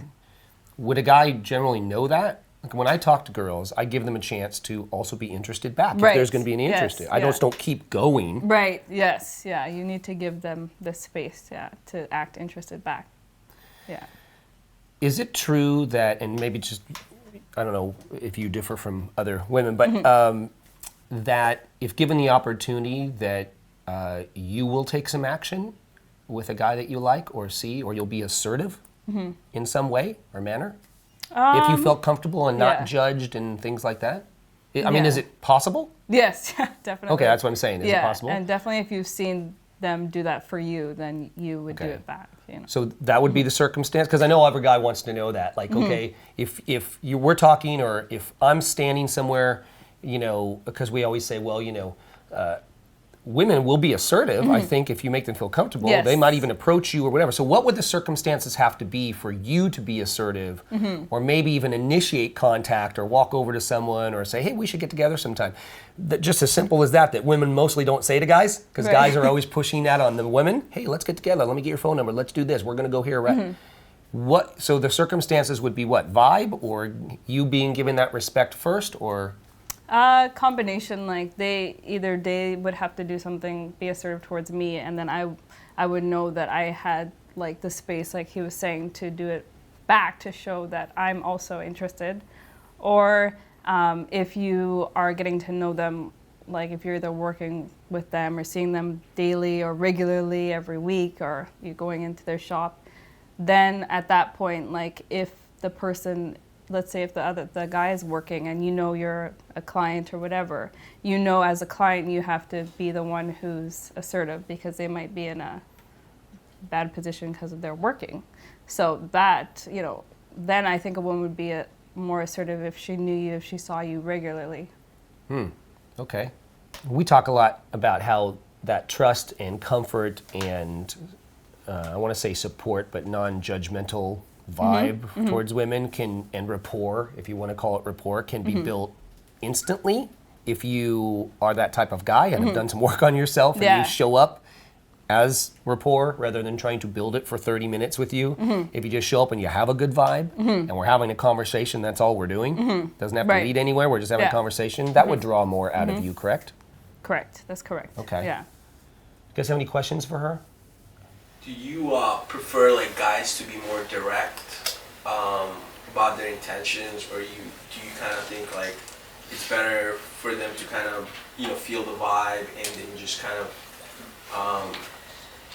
be more, or give you more opportunities to be interested or go forward, something like that? What are your thoughts about that? Well, I think that they do need to feel the vibe before being direct. I do respect when people are direct with their intentions, and I feel that I will look at them as more genuine because they've been upfront, but at the same time, I want them to kind of, feel the vibe and to see if it's the right timing to bring it up, because if you bring it up too early, you could ruin a chance, because maybe I'm not ready to decide yet, so. Yeah, good point. I think that, as guys, we get so involved in, I got to get this, I got to be successful, I got to get what I want, that we don't even realize vibe. That's why you'll see guys, you can roll your eyes and a guy will just continue talking to you. Right. Because he's not even there. He's just kind of like going through the motions. Yes, yeah. You're giving him all the signals and he's creepy, but he doesn't know he's creepy. And he doesn't see what you're doing. You could turn your back to him and he would still be talking to you. That's what guys are like. That's what we're taught. No, you just make it happen, man. You just haven't said the right thing yet. You're going to say the right thing and she's going to turn around and leave with you. Like any moment. You just haven't said the magic sentence yet. Right? That's what we think. So that's important to listen to what she said about the vibe. And so that's part of what we talk about when we talk about being really relaxed and cool and just present and not so much in your head about everything. Then you can feel things like vibe, and you can see body language because you're actually present. You're not off somewhere else thinking, "What do I say next? Right. Oh my God, to get this to happen." Right? Right? You're not even there. You're not listening. Well, number one, you're kind of listening, but you can tell when guys aren't listening, right? Because they're like, anyway, and then right, you could tell them anything, and they'll just agree to it or nod their head, and then just they keep going. They don't even care what you say. They just want to keep the conversation Mhm. going, right? Mm-hmm. It's from her experience. So my experience is girls are much more subtle than guys, Mhm. and on the other side, guys can be way more direct than girls. Mhm. I would like to hear, you said that you do respect a direct. What is your version of direct? Like, what are the words that you would think is direct? Because I think for us that's going to be like, oh shit, that's subtle. You know? Okay. Yeah, like what a guy would say. Yeah. Okay. I would. Yeah. It will be subtle. Like. But you call it direct. But yeah. Yeah. So it's, let's say, you're talking about like, I don't know, your family or your friend's family, like, oh, my friends are dating, like, oh, I have a friend that just got engaged, and, you could say like, oh, like you could talk really positively about the fact that they got engaged or something, and then girls will be thinking, okay, well, this is like, this is a value, something that he values is relationships, like commitment. So that's what we'll pick up. I mean, you don't even need to say like, I want to get married and all this stuff, because then it puts that pressure on us. Like, we have to already jump to thinking like, can we fulfill that for you, And then it could take away from the experience of just like getting to know you. So, does that answer your question? That's subtle. So it's like bringing up the topic, but not putting it on you. Yes, basically. yeah. Okay, so what about when it comes to getting together again, Mhm. or sex, Mhm. hooking up, stuff like that? Is Yes. it the same? Is there the same subtleness to it, or right? Letting Okay, letting you know that I think I'm you have to be- interested, I'm Mhm. up for it, I'm Mhm. attracted to you, Right, but yeah. I'm not going to come out and just actually say that to you. Right. Maybe. Mhm. Yeah, I think that you'd probably need to be you would definitely need to be more direct. Like, I would like to see you again. Is there like, what's your schedule like? Is there a good time like we can get together? What do you like to do? You'd like to go for coffee or dinner? You want to go outside? What are your interests? And then like try and book something instead of just being like so, let it be, because I think that, I don't know about all women, but I personally, would like for the guy to be more direct about making plans instead of just leaving it completely up to me. So. Yeah, I hear that a lot. Indecisiveness with Mhm. men. What do you Right. want to do? I don't know. What do you want to do? I don't care. Yeah. And no one can make it known when they don't do anything. Right? It's Say, tough, here's what we're yeah. going to do. We're going to Yeah. drinks, 7 p.m., Mhm.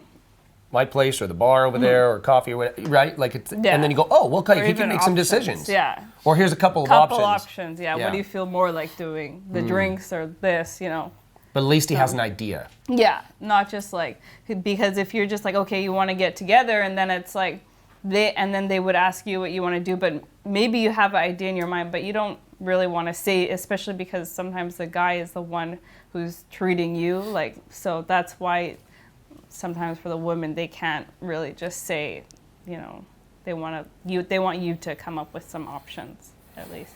Okay, I have another question for you that I think guys will want to know. Women have certain rules that they make up themselves Mhm. about when certain things happen. Dates, sex, Mhm. and so on. Mhm. Is there a guy that you throw out all those rules for if you met him?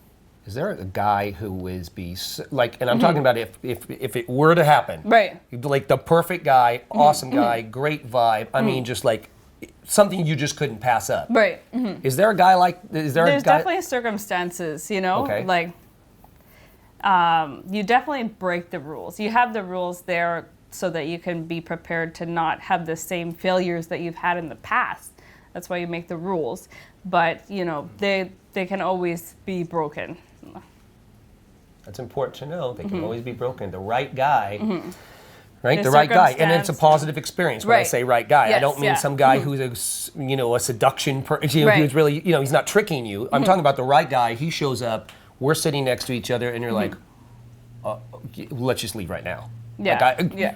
Because of this guy, I would do that. Yeah. Because I feel comfortable, Right. not Mhm. judged. Mhm. I feel safe. It's I all trust about him. how you feel at and, the time. And so, Mhm. right? This is what I talk about all the time. The right guy. It's possible to be this right guy. It is. Mostly, you meet the wrong guy, probably. Mhm. And because what I was getting at is most guys think they have to do all the traditional stuff, and that's Right. fine. Mhm. There's good stuff about that. But that's not always the case. Talk about going direct. Right? If you don't have to jump through all the hoops that the normal person has to jump through and go on 6 dates and do all this kind of stuff. I'm not saying it's bad to see someone over and over again. I'm not saying that. I'm just saying that, if you guys want the shortcut, right, to what both of you agree as consenting adults that you both want, that it is possible. And from that, let me ask you this. If that right guy, if that's how it started, let's say that you and I met and that's the way it went. And I mean, we just, we got down to business tonight, whatever. If there's a great vibe there, is there a possibility that we could move forward into some kind of relationship? Oh, yeah, it happens, yeah, definitely. Okay, so that's big also, guys, because people think, if it doesn't start out the traditional way, then you could never have a relationship with that person because you met them and you guys did something that is supposedly so taboo, which is like you had a one-night stand or you had sex the first time you met them or whatever. So there's not a future. That's a big lie. That's what everyone wants you to think. It's not true. So if you're the right guy, you could follow through with that and there could be whatever the two of you decide that there is, right? Whatever kind of relationship that you both choose to have. I think that's very important. Would you say that most of your friends feel the same way? Yes, yeah. Well, I have friends just on that example. I know people who've gotten married that had a one-night stand, on a vacation or certain things like that. And it's those sometimes are the people the relationships that last, the ones that were doomed from the beginning. So ironically, isn't that interesting? Yeah. That is definitely something we're not taught. Totally. We're taught the opposite of that. Because what I'm also trying to get to is when guys watch this and see it, they'll say, oh, well, that's just that one girl. Right. So it's not just you, no, right? Yeah, that's something I'm speaking from, like my friends that I know that I've grown up with and seen them from a long period of time, and that's what happens. So women feel this way in general about these subjects and about. Yeah, are you saying that you actually prefer somebody who's not going through the traditional stuff just for the show off, but they're more genuine and they do what they feel, that you'd respect that more than somebody who's just going through like the traditional dating just for the sake of it, so then they can get something else out of it. Because most guys are like that. They're going through doing all the traditional stuff, even though they may not necessarily feel genuinely to do something like that. But then they're doing it. But on the other hand, you got somebody who's very genuine, and then you prefer that as an approach, and then something happens, then that's okay too, right? Right. Like, what's coming to my mind is that people have this idea of like how a relationship should be, or an idea of a woman, and sometimes when they're going through the motions like of whatever the traditional thing is, you're not sure if they're really falling for you or if you're just like fitting this idea that they have. So that's why that's what's coming to mind with the point that you're bringing up. That's huge. So it's just like this fantasy in their mind, right, instead of being a real connection. Yes. You're like, am I just walking in the path, or are you actually having an experience like between me and you? Right. That's true to this moment. That makes it more real. Right. So are you just doing what everyone else does because that's what everyone else does and that's what people do? Yeah. People get married for that reason. Yeah. Right. Right? Are you just dating because people usually date, go out on 5 dates and go to dinners and stuff, and then, are you just doing that because, it's what everybody does? I don't know. There's a different way? Yes. Is that sometimes like your first impression if someone wants to take you out and do dates and all that stuff, that you think they're trying to go down that road of making you like the placeholder? You can, that can happen. I can definitely get that sense if if they're just kind of like making it seems like everything is so planned out. So, and there's no room for them to even get to know me. I'm just like filling this idea that they have. So you're saying, okay, so I understand that. So you like them being direct, right, about stuff, making decisions. Yes, yeah. But if it's too strict and the decisions are too much about the normal kind of traditional thing, that can be a turnoff. Yeah, Yeah, that's why options I think are good. Okay. Instead of just having only one plan, you know. So this isn't a big commercial for traditional dating, guys. Okay, really.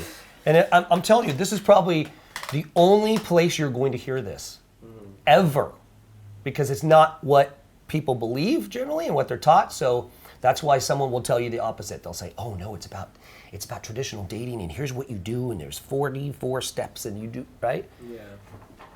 Like I said, talk about going direct. Go direct and be the right guy. And then you can still have a great relationship. You can be with the woman you want to be with, but you don't have to jump through all those ceremonial hoops, pomp and circumstance, traditional things that we've been doing forever that don't seem to work for most people and have never been rehabbed. Yep. You know? I mean, no one does it a different way. Everyone just does it the same way. They do it, well, they might meet online or in person, but they do the same thing over and over. That doesn't work. You know? So it's interesting. That's awesome. That's awesome. Any other questions for that? Yeah, sometimes when I approach a girl, can they be nervous sometimes, like in a good way? Yeah, of course. Okay. What do you mean by that? Well, Like, are you saying that you're can they attracted, or- are they nervous and that's the reason that they act a certain way, react to your approach? Yeah. Or sometimes they just look at their phones, but I don't think that they're not attracted to me. You know, I think maybe that they're just nervous. They don't know what to say. Oh, I see. Is that ever true? Yeah, so I think that's going back to like what I'm saying about that I do that too at the beginning, even if I am interested in someone, perhaps. But I'm kind of letting them know maybe that whatever their approach is doing, like they might have to rethink whatever they said to me. Maybe the first question they asked me was boring or not interesting, so that's why I'll go to the phone, and maybe they should try like a different angle or something. Probably. Like start again almost, you know? I think it's like that. Mhm. So it could be that he's making the girl uncomfortable. Yeah. Or just, he's got to, I don't know, figure a different approach. Speaking of approaches, why don't you do a sample approach right now? And then I want to get your feedback on his vibe. Just randomly. I know I'm putting you on the spot here, but listen, you're doing the work for a lot of guys who will be watching this that wouldn't do it. So I don't really know what to say though. well, what did we do last night? You walked over and you said, well, I'm not going to tell you what to say because I want you to do where you're at right now is what I want you to do because that's going to help you more. And then we can give you some feedback. So she and I are just, hanging out, talking. Maybe we're friends and we're not, boyfriend and girlfriend. We're just hanging out. Mhm. Maybe I'm a girl too. We're sitting here talking, whatever. And you're going to do what you do. You walk into one of these places and you roll right up and, let's do it. All right. If I pause, then it's 'cause I got blocked. That's okay. That's all right. We're locking in the bathroom if that happens, but whatever. So, yeah, just relax and just come up and say, hey. Hey, I just want to introduce myself. I'm George. What's your name? Zena. Zena? Nice to meet you. Nice to meet What's you. your name? I'm George. Shauna. Shauna? Cool. Nice to meet you too. How's you guys' day going? Good. It's going great. Good. How are you doing? I'm doing fine, yeah. What you guys been up to? Just Sitting here, talking. Sitting here, talking. Yeah, just having drinks. Having girls' night out and stuff. Yeah, girls' night out. Girls' night out. Talking about important stuff, something like that. Not really. Not really. Chick stuff. It's never important. Oh, cool. So, Okay, so I'm good with that. All right, so thoughts, honest feedback, because I've seen him do this, and that's about how he does it. Okay, and he always starts out the same. Hey, just wanted to introduce myself. My name's George. What's your name? How you doing? And it's very low key and it's very kind of quiet like that and so on. So give your feedback on that. What do you think about that? Well, first of all, we can talk about what he said and then what you feel, what his vibe is. What he said, like, I guess whatever he asked us about, like, what are we talking about? I like that because, it seemed like I thought he was obviously interested in whatever we're talking about. Like, oh, we're actually occupied doing something, and if he interrupts us, it's good for him to acknowledge that we're in the middle of a conversation instead of acting like he's doing us a favor by interrupting us, you know. Okay, that's good. What do you think about the initial opening sequence? Hey, I'm George. Nice to meet you. Was that? Yeah, I mean, it's if you're in a nightclub, you know, you can't like handshake or anything. Like you can't exchange like touch or whatever. So, but it's tough. Like, you know, you probably would ignore him because he is soft spoken. Like in a nightclub, you would. Yeah. Tell him. Yeah. So, but it depends on the setting. So you're saying speak up, is what you're saying to him, right? Speak up. What do you think about his energy level? Physical energy level. Yeah, physical energy level. He's relaxed, very relaxed. So is that if good? It or could, bad? if in a, I don't know. Are we talking about nightclubs, kind of, or Well, like bars? I'm talking about some place where there's a little bit of music playing in the background. So it doesn't have to be blaring, but just you have to out be a little with your more girlfriends. energized, I think. Yeah, because if you're going out to have a good time, like if someone's really like relaxed, then you just kind of lose interest, I guess. So he's being a little bit too relaxed for most situations. Daytime might be a little bit different if you're sitting at a table with your girlfriend and he comes over and it's maybe being soft-spoken would be okay. Yeah, if it's a quiet setting and everybody's sitting like on chairs, like couches outdoors, then yeah. Okay, and what about his vibe? How you think he is?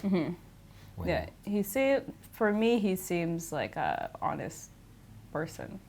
That was my impression, like when you just introduced yourself. So, I don't know. He seems like he's not, like he doesn't do this all the time. Like, he doesn't seem like he doesn't think he's an expert at talking to girls. So, for me, that's like, you know, you respect that, right? Cool. So he had good intentions, you think? Yeah, that was my impression. Yeah, I do. Yeah. Good for you. That's interesting feedback. You have any questions for? I like this. I like this George right here. The guy who's smiling and laughing and relaxed. That's good. So my take on it was certainly if we're out and about, raise your voice a little bit. You want to have some more physical excitement, and if you say, "Oh, that's just not me," just make it you. Just step up a little bit. Step it up. Tell yourself that you're excited and have some energy, and you want to be a little more upbeat, I would say. Just a little more upbeat. Nothing crazy. You don't have to go over the top. You're definitely very nice and very straightforward, and it was cordial and all that kind of stuff, and I think that she didn't feel threatened, and I didn't feel threatened by it.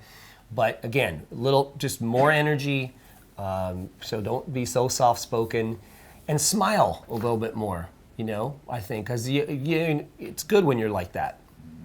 Because you don't want to be too serious either. The whole conversation, like, what are you guys talking about? Like, oh, really? Yeah, you want to lighten up your face a little bit, I think. You have any other questions for her about it? I think that's it for now. Cool. Okay, cool. Thanks. Well, thanks for doing that. Thank you. Awesome. Good. See, that's a guy getting out of his comfort zone. Yeah, it's tough. That's what it takes.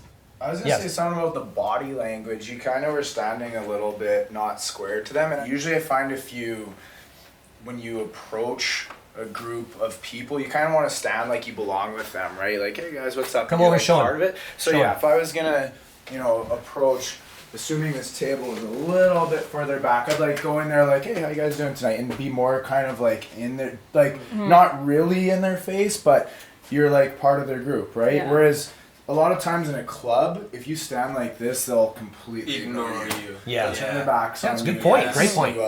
So I saw you're standing a little bit kind of like this, and then facing almost this way, just acknowledge them like that, square off to them.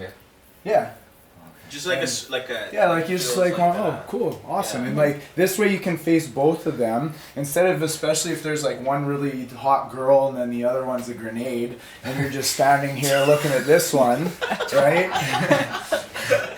that's another, like, that will turn the girl you're talking to off probably, because then she knows you're just over there just trying to talk to her and don't give a shit. Although if the grenade goes off, you will be out of the way if you're over there. So that's good. Like the grenade. But and if you like the grenade, then you better just jump on it immediately and forget the hot girl. That's it. Awesome, Patrick. Thanks. That's great. Great point. Can I get feedback on that? Is that too much for you? If some stranger walked in and was in that situation, is that like, whoa, dude, you're really in my space? Is that, or are you like, no, I like that? I think that he portrayed a sense of belonging, that he felt that he belonged there. And so that's good. And then also for girls, it's really uncomfortable when guys approach one of us, because then it's like rude to the other girl. So if the guy's interacting with both of us, then it's like I can look at her, she's smiling, then I can relax and like have an interaction with him, get to know him. But if he's just on me, then she's sitting there like, you know. So that's another like important dynamic. I see guys do it all the time. I used to do it. There's one girl that you like, and the other one, maybe she's still attractive, but not your type or something. And you kind of have her over here, and you're taking her away from her girlfriend. Not a good thing. I know we're taught to do that, but it's just not. I treat everyone the same. Mm-hmm. So if you're with a girlfriend, I'm always telling guys, just say, hey, what's up? How are you? How are you both? And shake both their hands. Acknowledge both of them. Yeah. Mm-hmm. Because first of all, you don't know which way it's going to go. Mm-hmm. And maybe the one you think was super hot, maybe she has a horrible personality that just doesn't mesh with you. But the other one over here, and you might not go any further with her, but she might be awesome. She might have a great personality, and you might, so leave yourself open. I think, Yeah. It's kind of like guys who try to isolate women from their friends and take them. I know that it's a cool thing to be able to do that, and guys love that kind of challenge, but it's not necessary. So if there are guys in the group, I'm always shaking the guy's hand first. Hey, what's up? I'm Brent. Well, how you doing? Good. Mm-hmm. Oh, yeah, Steve. Nice to meet you. Yeah. Well, how are you guys? And now you shake your hands. And so, letting the guy know I'm not here to take your women. Yeah. I'm not a threat. Mm-hmm. I don't even know what the situation is between the 3 or 4 of you. You could be, brother and sister, boyfriend, friend. I don't know what it is. So I'm not assuming that I know. And because I'm not out there to get anything anyway, I'm just having a conversation, and then we'll see where it leads. And then she might tell me offhand what the situation is, or maybe it'll come up, or I don't know. But it's always, you want to come up and do that. So it's right. Come up and square. And there was a moment where he got too close, and that would be too close for comfort. So he was still a presence, and a very powerful presence, like you said. He's going to be there, very friendly. Like I would say, oh, hey, as a guy, I would say, hey, nice to meet you, man. What's up? I don't feel threatened. And he was pretty close. Yeah. But there's a point where he would be too close. Mm-hmm. And as soon as he, said hello to her, obviously I was playing a woman in that, but he said hello to me, and he just kind of let it play out however it was going to play out, which I think is really. Yeah, I think also when you get in there, into that space, it kind of psychologically conveys that you have nothing to be ashamed of, because you're not trying to get anything from them. Whereas when you're back like this, you're like, oh, they're gonna figure it out right away. I better kind of lean back, and that conveys it all in the body language there. So when you're actually in there, it shows a little bit more like, hey, you have the confidence that they're gonna like you, and then they just feel that too. So they act based on how your vibe is. Mm-hmm. Awesome. Anyone else want to try approach? Anyone want to go through the gauntlet? Try it again. Yeah, sure. Your approach leader here. I'll try some different types and stuff. Sure. Yes, absolutely. Blah, blah, blah, blah, blah, blah, blah, blah. What kind of makeup is that? Oh my God, it's Mac. Awesome. I tried it. It makes me break out. Maybe you get that mineral stuff. Why is that guy staring at us from over there? I don't understand. It's creepy. It's creepy. What is he doing? And there's 9 other guys behind him staring at us. That's really creepy. They're not saying anything. Why don't they just come over? Is he gonna come anytime soon? I don't know. I'm just waiting. Hey, I'm George. What's your name? Zena. Zena? Nice to meet you. I'm George. Tammy. Tammy? Cool. So what's going on for you guys today?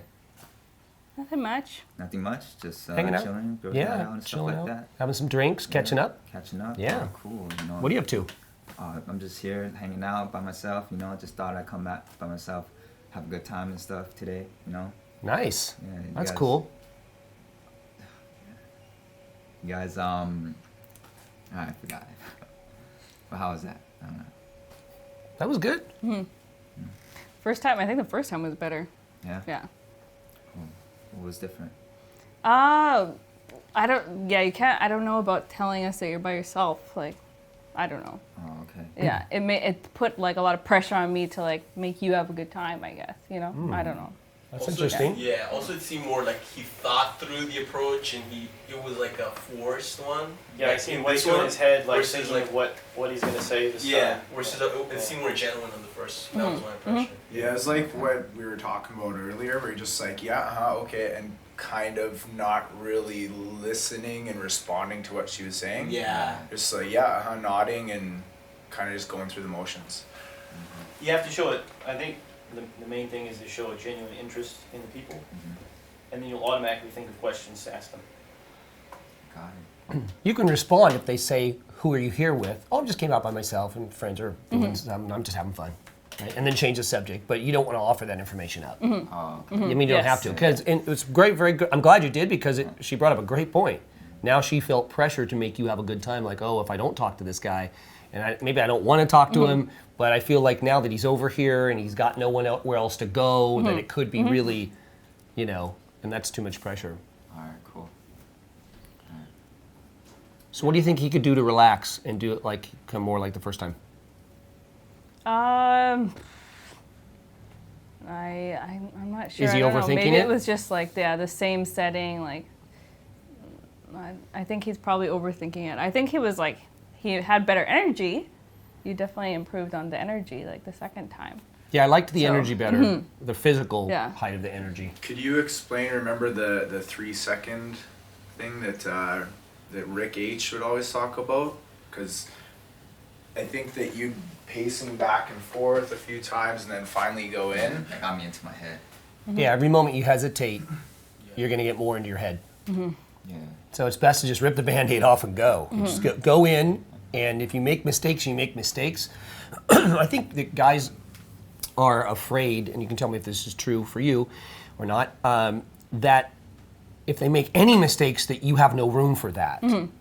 Do you have room for guys who are a little nervous and make mistakes, and you're still okay with that? Yeah, when they're genuine about it, so I can relate to that. Like I feel the same way.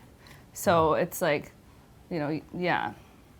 It's not. It had nothing to do with what was said. It was just the way that the lines were delivered and like the thought. I think the thinking too much, and the hesitation. Like, because we were still here, we were acting already, but you were back there. So why did you? That had a lot to do with it too. Yeah, you were trying to really think, what am I going to do this time? What am I going to do that's different? How am I going to really make this work? Rather than just walk over and, like I said, spit it out and understand that if it's coming from a good place, that even if you flub up your words or you forget something, we're going to have room for that and we're going to be okay with that. We're going to allow you to do that because we know how scary it is to do that. And if you're a jerk, then we're going to go, he's such an idiot. But if you're actually genuine about it, we're not going to make fun of you. We're not going to be judging you and thinking, well, he's just not good at this. We're not going to think that, right? Because we know that we know how scary it could be, and we're almost sympathizing with you, right? Yeah. Like I know how, and I'm the same way. I mean, I have a little anxiety or whatever, and I can understand. So at least you got through it, and your intentions are good. Then you can make mistakes. So that's something important, right? We think we have to be perfect. Or if we're not perfect, that's why it didn't work. Right? Well, I didn't say the right thing and I didn't say it correctly. Rather than thinking that it's a lot more about the vibe, actually, than what you say. It's more about that vibe, which is why when you are standing there trying to think of what you're going to say and what you're going to do next, that you're out of the vibe. Yeah, you kill it. And so you walk up and it sounds rehearsed or, it's you're saying things you shouldn't say and stuff like that. And a lot of the conversations are the same, so I ask people the same types of questions. So you just have like questions in your head already, like, how's your day going? You from LA? just a genuine interest in the person, and they'll give you different answers, and you pay attention to what they say, obviously, and then, just see where the conversation goes, basically. So you don't just stick to these set questions. Yeah, also you can be comfortable being uncomfortable, like she's saying, it's fine if you're uncomfortable or whatever, it's okay, but don't try to mask it with like just saying some words or trying to, just fake something just to make just be okay, like, okay, you're feeling something, just kind of be cool with it. Yes. Then when you feel ready, then, you can move on to another topic or Be whatever. cool with it, like how? Just be present. Like, guys are usually like trying to say, oh, okay, so I'm nervous, so let me, okay, so where do you go to school? Or, just blurt out something. There's no need to do that. Yeah, like I could tell you were nervous like both times, but I think the first time, like, you seem more like not so like excited and in that mode where you're thinking about the next thing you're gonna say. You just like said something as you were thinking about it, because you were paying attention that we were talking. That's why you asked us, like, what were you talking about? Something important, like whatever. I think the best way to look at it is just to give the person acknowledgement. You see that they're there, you acknowledge them. How you guys doing today? That's it. It doesn't have to go any further than that. And if it does, then I'll just think of, something will click. I'll think of something to say. Basic small talk questions. You from LA? How you doing? Whatever. What's going on tonight? Like Brent always says, what's going on today? What are you guys up to? Basic stuff. You can just fall back on that stuff. If you run out of stuff to say, just cool, I'll talk to you guys later. That's it.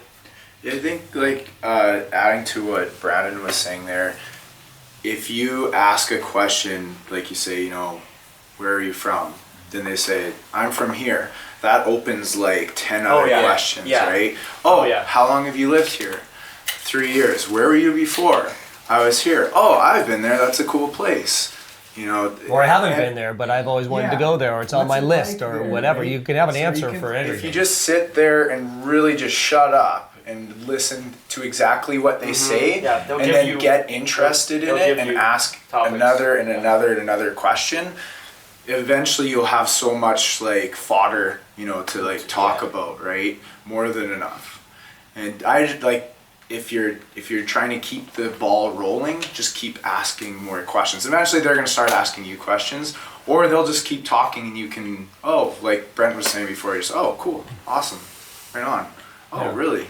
Right? Yeah. So I would say, maybe if you want to try another approach and just see how long you can keep asking different questions instead of going right into the basic, what's the plan tonight, right? Like the stuff that you know really well. See if you can just ask one question like, where are you from, and then keep going from that, right? Because if you think about all the different threads that can go down, it should be more than enough to talk about. Yeah, and then you can always offer what you're doing too. Even if they don't ask you, that's your way out of that. Even if she's not asking questions back, or we're not asking, what are you up to? We did ask you that. That's how I gauge people's interest level too. Yeah. Is if they start giving me one-word answers and stuff. Well, sure, of course. That means they don't want to talk, so I just bounce. Yeah. Well, sometimes, like I said, I will just offer the information. Right? Even if what if it's on the agenda tonight? Well, this is on the agenda, or nothing, or something. I go, oh yeah, we were thinking about actually. I just go right into it. Well, yeah, you know what? I'm thinking of. I might do this. I'm not waiting for them to ask me. I'm just offering up the information, because that's a great way to lead the conversation too. If it's not going anywhere, like if you want to suggest some things, just tell them what you're doing, what you might be doing, what you're thinking about doing. Yeah. So if you say what's up for Super Bowl, and you tell me, you don't have to ask me back. I don't need to wait for that. I'll just say, yeah, you know what? We were thinking of going there too. Or you know what? I don't know what we're doing. I'm not sure. We're probably going to just play it by ear, and last minute we'll go into wherever looks busy, and we'll have some beers and have fun. And that's you can just say that. You don't have to wait for her to ask. It's nice if they do. Yeah, it's great. If you can gauge some interest. But usually you can tell if someone's interested if you're not in your head. You can tell if someone's interested in talking to you. Yes. Right? Just like those, like the ones we approached last night, and that one girl sitting behind the table, the friend. I could tell the moment that I saw her, kind of the way she was sitting and acting, that there was something going on in her head that wasn't positive. Yeah, wasn't positive. Is there a type of guy that you are physically attracted to? Mm-hmm. Yes, yeah. Even though, there's room. There's a general type, but there's a lot of room within that. So, and you end up with people who don't fit that type, of course. Because there's other things that are more valuable. Like the vibe. Yeah, like just how you feel, how they treat you, So it's not necessarily like supermodel looking guy, Right, or a right, guy who works out all the time, or a guy, it's other factors. Yeah, like the person you end up with oftentimes may not be your type, because like the type was something you came up with before you like really got to know what was important to you in life. So. There we go. Do you have a question? Can I try one? Yeah, please, let's do it. Let's do this. Okay, we got another approach happening here. Got approach number 2. Awesome, I love it. Okay, so, what happened to that guy you were dating? Oh yeah, he's out of the picture now. Really? What happened with her? Hey guys. Hey. What's up? How's it going? Good. How are you? Good. What brings you guys out tonight? Just hanging out, drinks, Hanging escape. out for some fun, Yeah. escaping. Right? Girls' night out, really, basically. Awesome. Yeah. Fun. Are you guys from this area? Yeah, actually. Oh, really? I'm like from up the Santa Monica area. I'm trying to find out what are the good places over here. Oh, well, this is you're definitely at one right now. Yeah. And there are a lot of good Seems like places it's around fun, here. right? Yeah, for sure. Yeah, exactly. How long have you been in Santa Monica? Like 2-3 years. Yeah, so stuck in LA. Well, we love living down here. Yeah. Awesome. Yeah. So what's on the agenda for today? I don't know. We'll see how drunk we get here. Yeah. And then we're supposed to go to a birthday party later. Oh, really? Yeah. Okay. So I That don't know. sounds like I fun. don't know. Yeah, it should be. Yeah. Yeah. It's a good girlfriend of ours we've known for a long time. Okay. We grew up with her, so figured go out, hang out. Yeah. Get some craziness going on. Yeah, we like craziness. Craziness can be fun. Yeah. Okay. What do you got going on later? We're just gonna walk around, see what place draws us in, and go meet some people, talk to some people, have a few drinks. Just be out and about. Sounds like a plan. Yeah. Awesome. Cool. So. What do I do now? Text me in 6 hours. Exactly. Why didn't he offer me his phone number? I don't understand. He was doing really well, and then he went nowhere. What am I supposed to do with that interest that I have now? He didn't tell me what to do next. All right, so thoughts? Text me in 6 hours was like the best part of the whole thing, for sure. See, I tell you It's like guys. the only part that made sense to me. The only part that made sense. Yeah. We're done here. Text me later. Yeah, he was cool. Yeah. I like when you actually went, you actually had a fairly good vibe. I like when you went to that funny place, though, at the end, like she said. Okay. Yeah. You were solely relaxed when you said that, when you were done and couldn't figure out what else to say, and you just said, screw it, text me in 6 hours. That's the stuff that, like she said, that's the most important part of the conversation. Yeah, I get like caught up in. I mean, I guess how to keep the conversation going is that worry about like can I keep it going. The only thing you should be caught up in is how many hours you're going to tell people to text you back in. That's the only thing. 3 hours for some people. She's a 5-hour one. Okay, 6 hours, right? 9 o'clock. 9 o'clock. And bring 2 friends, and that's all you should. That's all you should be worried about. Yeah. Okay. I think like just be more relaxed with your hands too. Like you were kind of you had a cool vibe, but just your hand gestures, anything, it can be more relaxed. That way, it's not like just saying Like a little stiff, yeah, just more open. Yeah, you could have just done away with the whole first part of that, and just walked over to us and said, "Text me in 6 hours," and walked away. Because then we would have been like, "Who what is that? Who does that? I'm intrigued. Go get him. It's Follow like him. he got to that point where he just like gave up on everything and just was himself, I guess. So that's kind of like, I guess that's what I saw. So. So 11 o'clock, 1 a.m.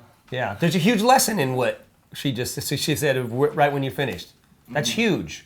Yeah. Right? Well, we say less is more a lot. Yeah. Right? You don't have to do all the work. You don't have to do the traditional things. And that was just a very interesting and funny thing. Yeah. Right? Because we still come up and do that, but it's funny that my mind goes immediately to just saying the last thing you said. And well, that's it. That's where my mind goes because I'm like, oh, that's an innovation. That's good. We just go there. I don't even want to say hello anymore. I'm just going to walk up and say that and move on. Just walk up and say, feel free to drop by with no information. Yeah, exactly. Yeah. Text me in 1 hour, text me in 2 hours, you text me in 5 hours. And text me twice. You know, just something like that. You just work with that.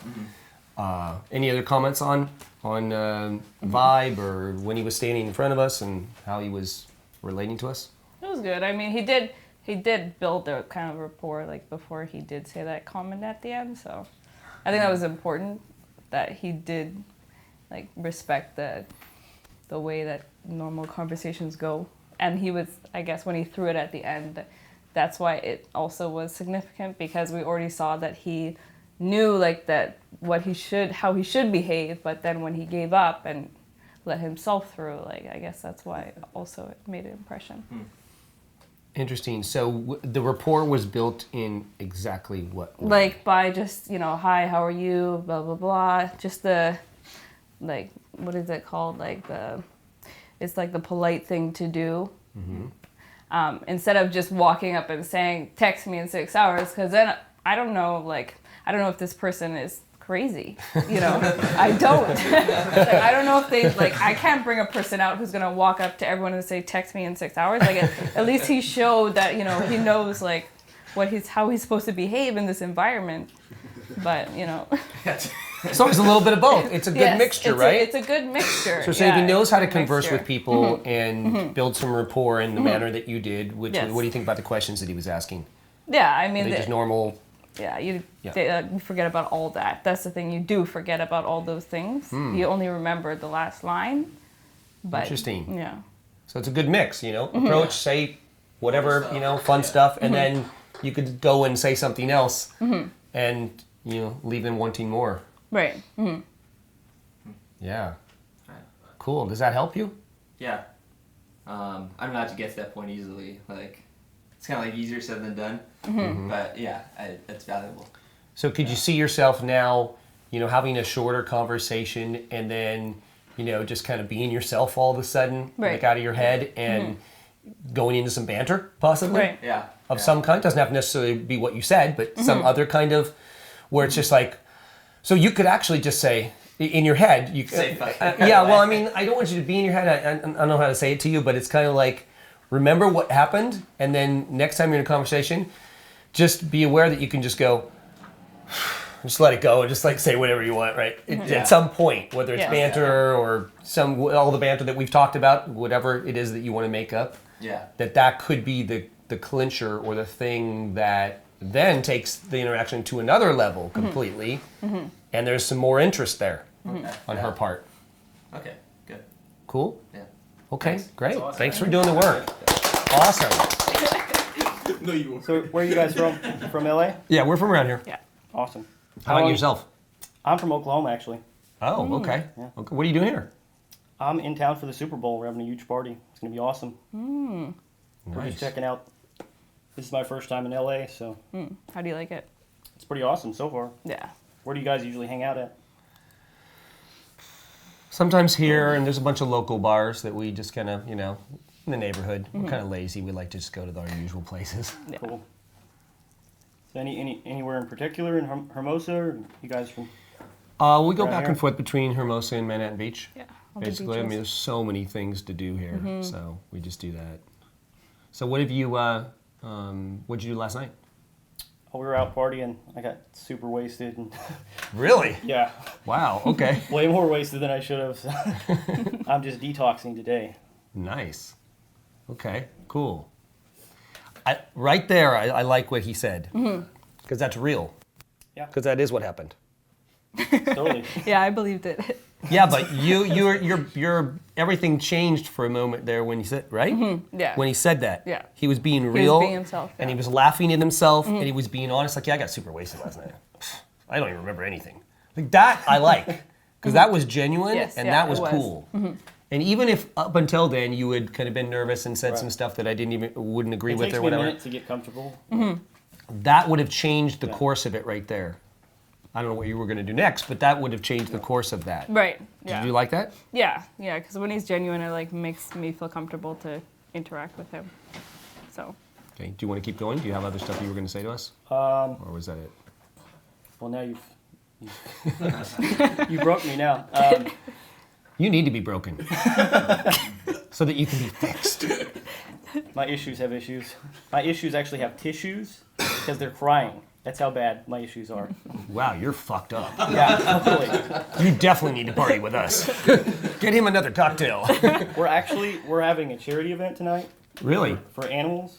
I forget Brent has the name of it, but it's going to be this awesome event. It's a wine tasting. Cool. You guys are welcome to join if you want. It's Oh, gonna be nice. awesome. Where's it at? It's on Hermosa Beach. It's at Uncorked. Mm-hmm. It's a great little wine place. So you can just come do some wine tasting. It's $20 to get in. You're doing it for a good cause. It'll be a lot of fun. So you're welcome to join if you want. Oh, okay. We'll keep it in mind. Yeah, that sounds cool. Awesome. Well, I'll talk to you guys later. Okay. All right. See ya. Great. That's it. All right. Good girl. Okay. Other comments for him? With less shaking usually. Yeah, you were shaking a little bit, but look, Yeah. kudos to you for doing it. I mean, it takes a lot to do this, guys. It really does. And so this is how you grow, and this is how you learn. You get out there and you take risks. So other comments? Yeah, it was good. It was good that you invited us. Like, it was good, I think. What did you think about the beginning of his approach over here? Yeah, of course it was like uncomfortable, right? But Did you it usually sympathize is. with him? Were you turned off by it? Were you okay with it? I was like on the fence. I was not sure. Like, Didn't know yeah. where he was going? I was like. Well, I was trying to throw you a couple curveballs too. Yeah, I you want to have ask you a to. couple questions, Yeah. and because I want to see how. But well, I want you guys to notice though that don't be afraid of people asking you stuff you don't know the answer to, because oftentimes you'll end up just being real, and then they'll start liking you. Okay. So when I throw you a curveball and you go, actually I got super wasted last night. I mean, that's when you start. That's when I start saying, oh, he might be interesting. You know. Or when you ended it, when you were starting into like, you know, So how would you start we're having it this from the- charity thing, it's going to be cool, whatever. It's like, okay. So it was different in the beginning. How would I change that to be real from the beginning? How was it fake in the beginning? I think you were nervous. I think that's what it was. But Yeah, I mean the beginning is always like everyone's always nervous and it's always seems to be fake, you know. So. what do you think about his demeanor? Because he's really laid back. You know, hands in and out of the pockets a little bit, but just laid back. I thought it was kind of natural. Yeah, yeah. Did you think that? He seemed like he was doing what was natural to him. Okay, so you think he should have just gone with that Yeah. and kind of just leveled with us from the beginning? Would that have been better? What are you guys doing? You know, like, hey, what are you guys up to? That's what I would normally do. Oh yeah, I'm telling you, last night, like I got super wasted. I don't remember. Yeah, it was pretty crazy. I have some issues. My issues are tissues, actually. I think if we were just gone in from that, maybe, and then you know. Yeah, okay. you were just like working with what he was giving you, that's what you would have to do in normal life. Yeah, just do whatever comes natural to you. Yeah. So I thought I like your demeanor. It's fine for me. I mean, it was because I felt it was natural. And now that I've heard you speak a bunch of times and know that is you. You are the guy who could just level with people and just tell it like it is, and we're not going to judge you. Because I felt you were honest about stuff, and I like that when he was honest about it. Very few people will tell people what their issues are, in a positive way. Like you said it in a different way. Like you weren't like crying on our shoulder or telling us, "Oh, my life sucks." You were saying, "Oh yeah, I got super wasted last night. I got a drinking problem. I really do." But, like, who says that? That's awesome that you would actually admit that. So that for me is different, and I like that. Cool. Anybody else have any comments? Yeah, I thought it was good. He's genuine, and he seemed interested in what you guys were, talking to you, inviting you places. Just showing a genuine interest in people is always good. So people will show that interest back in you. Yeah. Yeah, I like where it's going. You're asking us good questions and what we're up to, and then you're just offering up, well, we're having this thing, and you're welcome to drop by, and you got through it. Yeah.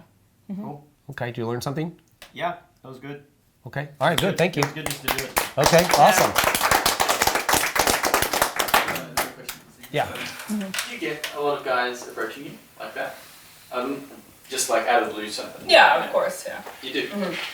And do you ever find it weird? Yeah, it just happens. So it's not weird, it's normal. It's normal. Weird. Yeah. If you go out with girls, especially, or a group, you know that it's gonna happen. So it's not a surprise or anything.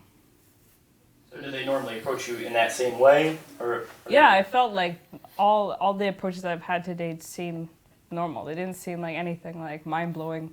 It's just like, okay, yep, that's ordinary. What would be mind-blowing? If you even know. Maybe you haven't seen it yet. Well, I haven't seen it yet, so how would I know? Yeah. See, she doesn't even know. No one's approached her and blown her mind. I'm thinking of I don't know, somebody showing up in a costume or something. That would blow my mind. But I don't know that. We don't know if that's Please about... don't take that. I'm gonna go change into my costume right now. Yeah. Pull up the chocolate chip routine, That would blow my mind. Or if they just had Velcro chair off. and a gold studded mankini on underneath. Would that blow your mind? Definitely, yeah. But I wouldn't recommend it. But Blow her mind in a certain way, but not the way you think, probably. We joke about that stuff all the time. It's part of our banter. You'll soon figure that out. We just banter constantly about this dumbest stuff. But I think it's important. Let's talk about banter for a minute here, because the way we joke around with each other, I think it, and you've seen some of it. Yes. But that's how I think it keeps it fresh. Yeah. And it keeps you, again, it's about habits, right? It's about whatever you do all the time, it will be habitual, it'll be automatic. So if you're constantly bantering, that's what you're gonna do, right? My issues have tissues. Perfect example of that. Yeah. That's the way to start thinking. And if you just think like that all the time, it will come out. Even though you were really nervous, it came out. So that's proof. So, banter is fun. And you notice when you guys start saying that stuff, you relax. Yeah. Either when you talk about what really happened and you're kind of making fun of yourself, self-deprecating humor, sort of, and you're bantering, you automatically, the whole vibe changes. Yeah. And you're just like, yeah, whatever. I've kind of just given up on the freaking what I'm supposed to say, but here's what I'm gonna say, right? Like, did you just grab my ass? Really? Because that's what it felt like. I get grabbed all the time, right? Like, we just joke around with stupid stuff like that. She's like, oh my God, I'm in the wrong room. Shit. Yeah, so I think, banter, very important. And it's important that we do that all the time amongst each other while you're here. You'll have a bunch of inside jokes that no one else will understand from this weekend. Only we will understand it. But it's a good thing to do, and it's fun to do with friends and stuff. We even text banter to each other, me and my friends. Questions? Burning questions? So it's okay to be nervous? Yes. It's relatable. It's it's an emotion that we can relate to. And then from relating to people, that's how you build connections. If you meet someone you can't relate with them, you can't connect with them. So How do I be nervous? The right way, instead of trying to ask. What's the sexy way that I can be nervous? I think for you, it's just not to overthink anything, just accept your own nervousness. Accept that is valid. Yeah. I think that in a lot of ways, nervousness will be something that you're always gonna feel a little bit in certain social situations, and just realize that it's kind of natural, not to let it stop you from doing anything, right? That whatever they're sitting around doing nothing, you're approaching people, they're probably way more scared to even get up and talk to people and do what you're doing anyways, right? Yeah. If that makes sense. Got that.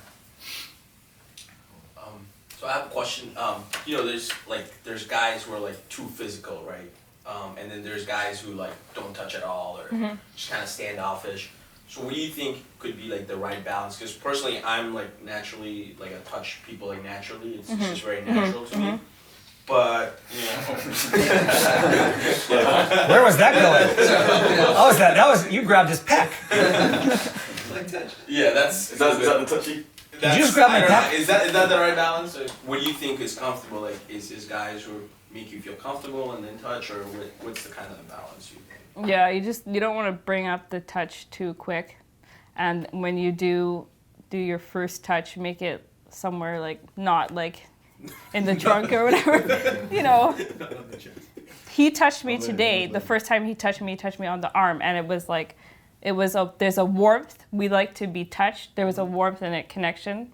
It made me feel comfortable. Of course, if he would have touched my lower back, then it, you know, so that's, you probably already know what to do. Right. So there is a connection that happens with touch. People like to be touched, but yeah, you just have to know when it's right. Yeah, and just start small, I would say. Mm-hmm. That's good. Yeah, that's good info because I know a lot of guys have an issue with that or don't understand. Yeah. You know, and they touchy and it can be creepy and they don't know where to touch. Yeah, and even if they start small, they're creepy, so they like touch the arm, but then they're looking at the arm. And right. It's kind yeah. of weird, you know? I'm standing next to him and he just keeps rubbing my arm like this. It's weird. We do a lot of touching. Well, I do too. You know, I mean, I of course I respect space, and if you were. You know, if you were giving a bad vibe like that, I would, you know, respect that, of course. Right. But there's a way to do it, like she said. Right. I think that's...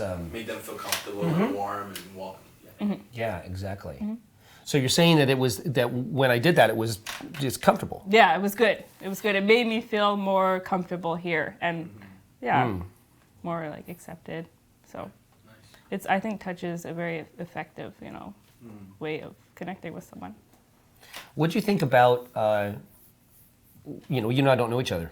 We just met when I was sitting up here and you were over there. What do you think about the way that I invited you over here and just started talking to you? Is that effective? Do you find that attractive in a guy who just kind of takes charge and does the thing and is cool? And Right, yeah. Yeah, confidence, like, in general is always good. That's why it's good that, you know, everybody who came up and volunteered today, like, they're already, the fact that they just went out there and tried it already, like, boosts them up because, you know, that's something that you respect. I know how tough it is. I wouldn't want to be doing it either, but it's like, okay, you know, they're willing to go out there and feedback, even though you tried twice, like, it's just, you're obviously, like, you're going down a path of, like, improving yourself and learning, and you're taking criticism, so it's all good.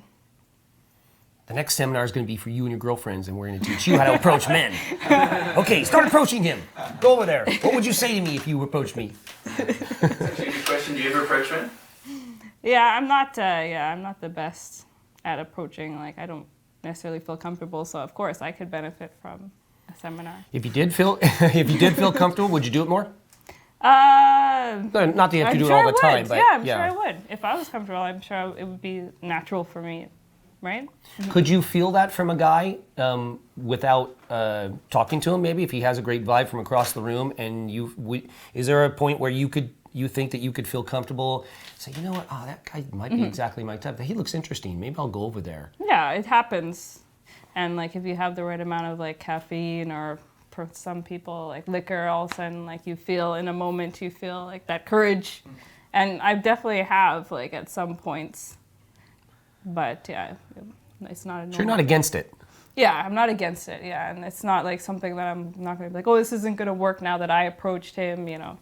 You just, hopefully. It would be great to feel that, you know, if you get some kind of eye signal and someone smiles at you and they're nodding or whatever, then you would go, like, approach them. If I was sure that someone wanted me to talk to them, then I would, yeah. And that would be a smile. That would be a smile, like a repeated eye contact and like a smile, you know, at some point. Like maybe like a head nod or something, or, you know, you could raise your drink or whatever to them, or I don't know, something like that. Like just acknowledging them. Interesting. That's a good one. Cheers. Yeah. From across the room. Yeah, that's right. Yeah. Distance cheersing. Yeah. That's next level. Yeah, that is super cool. I like that. You know, I'm always telling. We do it from different countries now. Yeah, exactly. Do it on Skype and everything. That's the next level. Yes. I'm always telling women, you know, if the only thing you're doing is waiting, is being passive and waiting for men to approach you, you could be missing out For sure. on some really cool guys for whatever kind of relationship you're into. So be assertive, not aggressive, but Right, assertive. right. Step up. You know, I know that there may not be a lot of opportunities because guys don't know how to handle it when you approach them. Sometimes they blow it and they don't know what to do, or maybe you don't feel that vibe. But I'm always encouraging women to do that because I think it's really important. Because these days, look, it's broken. The whole system is broken. So I really don't care who approaches who. We should all be doing it just to increase the odds that people can have better lives and better relationships of, like I said, whatever kind you want. It just is better. And so I'm, you know, and I think guys have this thing about, oh, it would be great if women approached me, but they probably won't because they're not programmed to do that and all that kind of stuff. So I think it's interesting to hear from a woman saying, look, I'm open to it. Totally open to it if I felt like there was this and here's how it would happen and here's why it might happen. And the other thing is that, you know, it's not that sometimes guys will think that women won't approach them because women are against it. When she said she's just nervous. Yeah. So that's another thing to think of when you're thinking about that. It's not that, oh, that's not the way it's done and I wasn't brought up that way and that's not traditional. That's not the case all the time. No, that is the case with some women. They're in that, and they won't even look at anything else possibly. But that's not what she's saying. She's saying that if she feels comfortable, she'll do it. And she's not that great at it. She admit but if I were, I'd do it more. Right. So these are important things to listen to. You know, so it just gives more evidence when you were thinking about this kind of next level, different way that, you know, I'm asking you to consider going about your life in, why it is possible, and why it's easier and, you know, less effort, and it's more fun, and that women will respond. And they're waiting to respond. They're kind of waiting to meet those guys, whether you approach them or they approach you. They're waiting to meet those guys who are the right guy, who they will, you know, break the proverbial rules for in a good way. And I think it's just important to get their perspective. Awesome. Other questions? What do you think about like guys checking you out, like on the street or at the mall or something like that? Like, you know, if a girl passed by and you're just checking her out. What do you think about that? Like creepy or always checking me out? Or, like, what's up with that? Because I don't know. Yeah, I mean, you know, like if you wear certain clothing or do yourself up in a way, it's going to happen.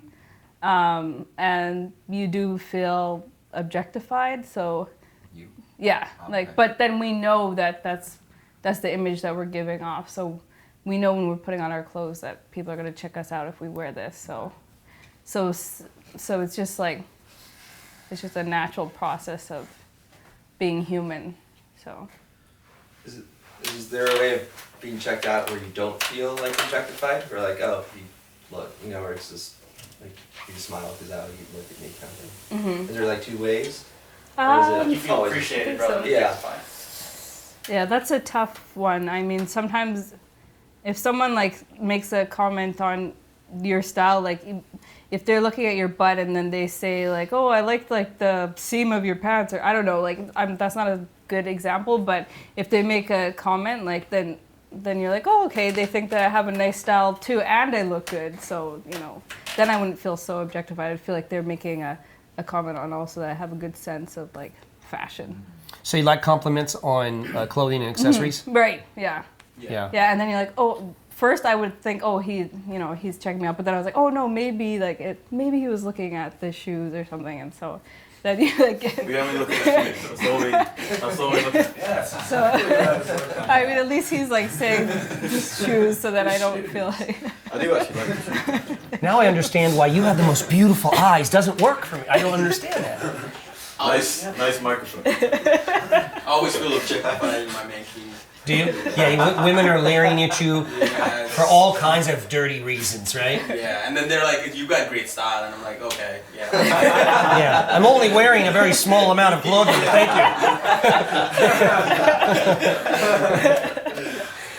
you.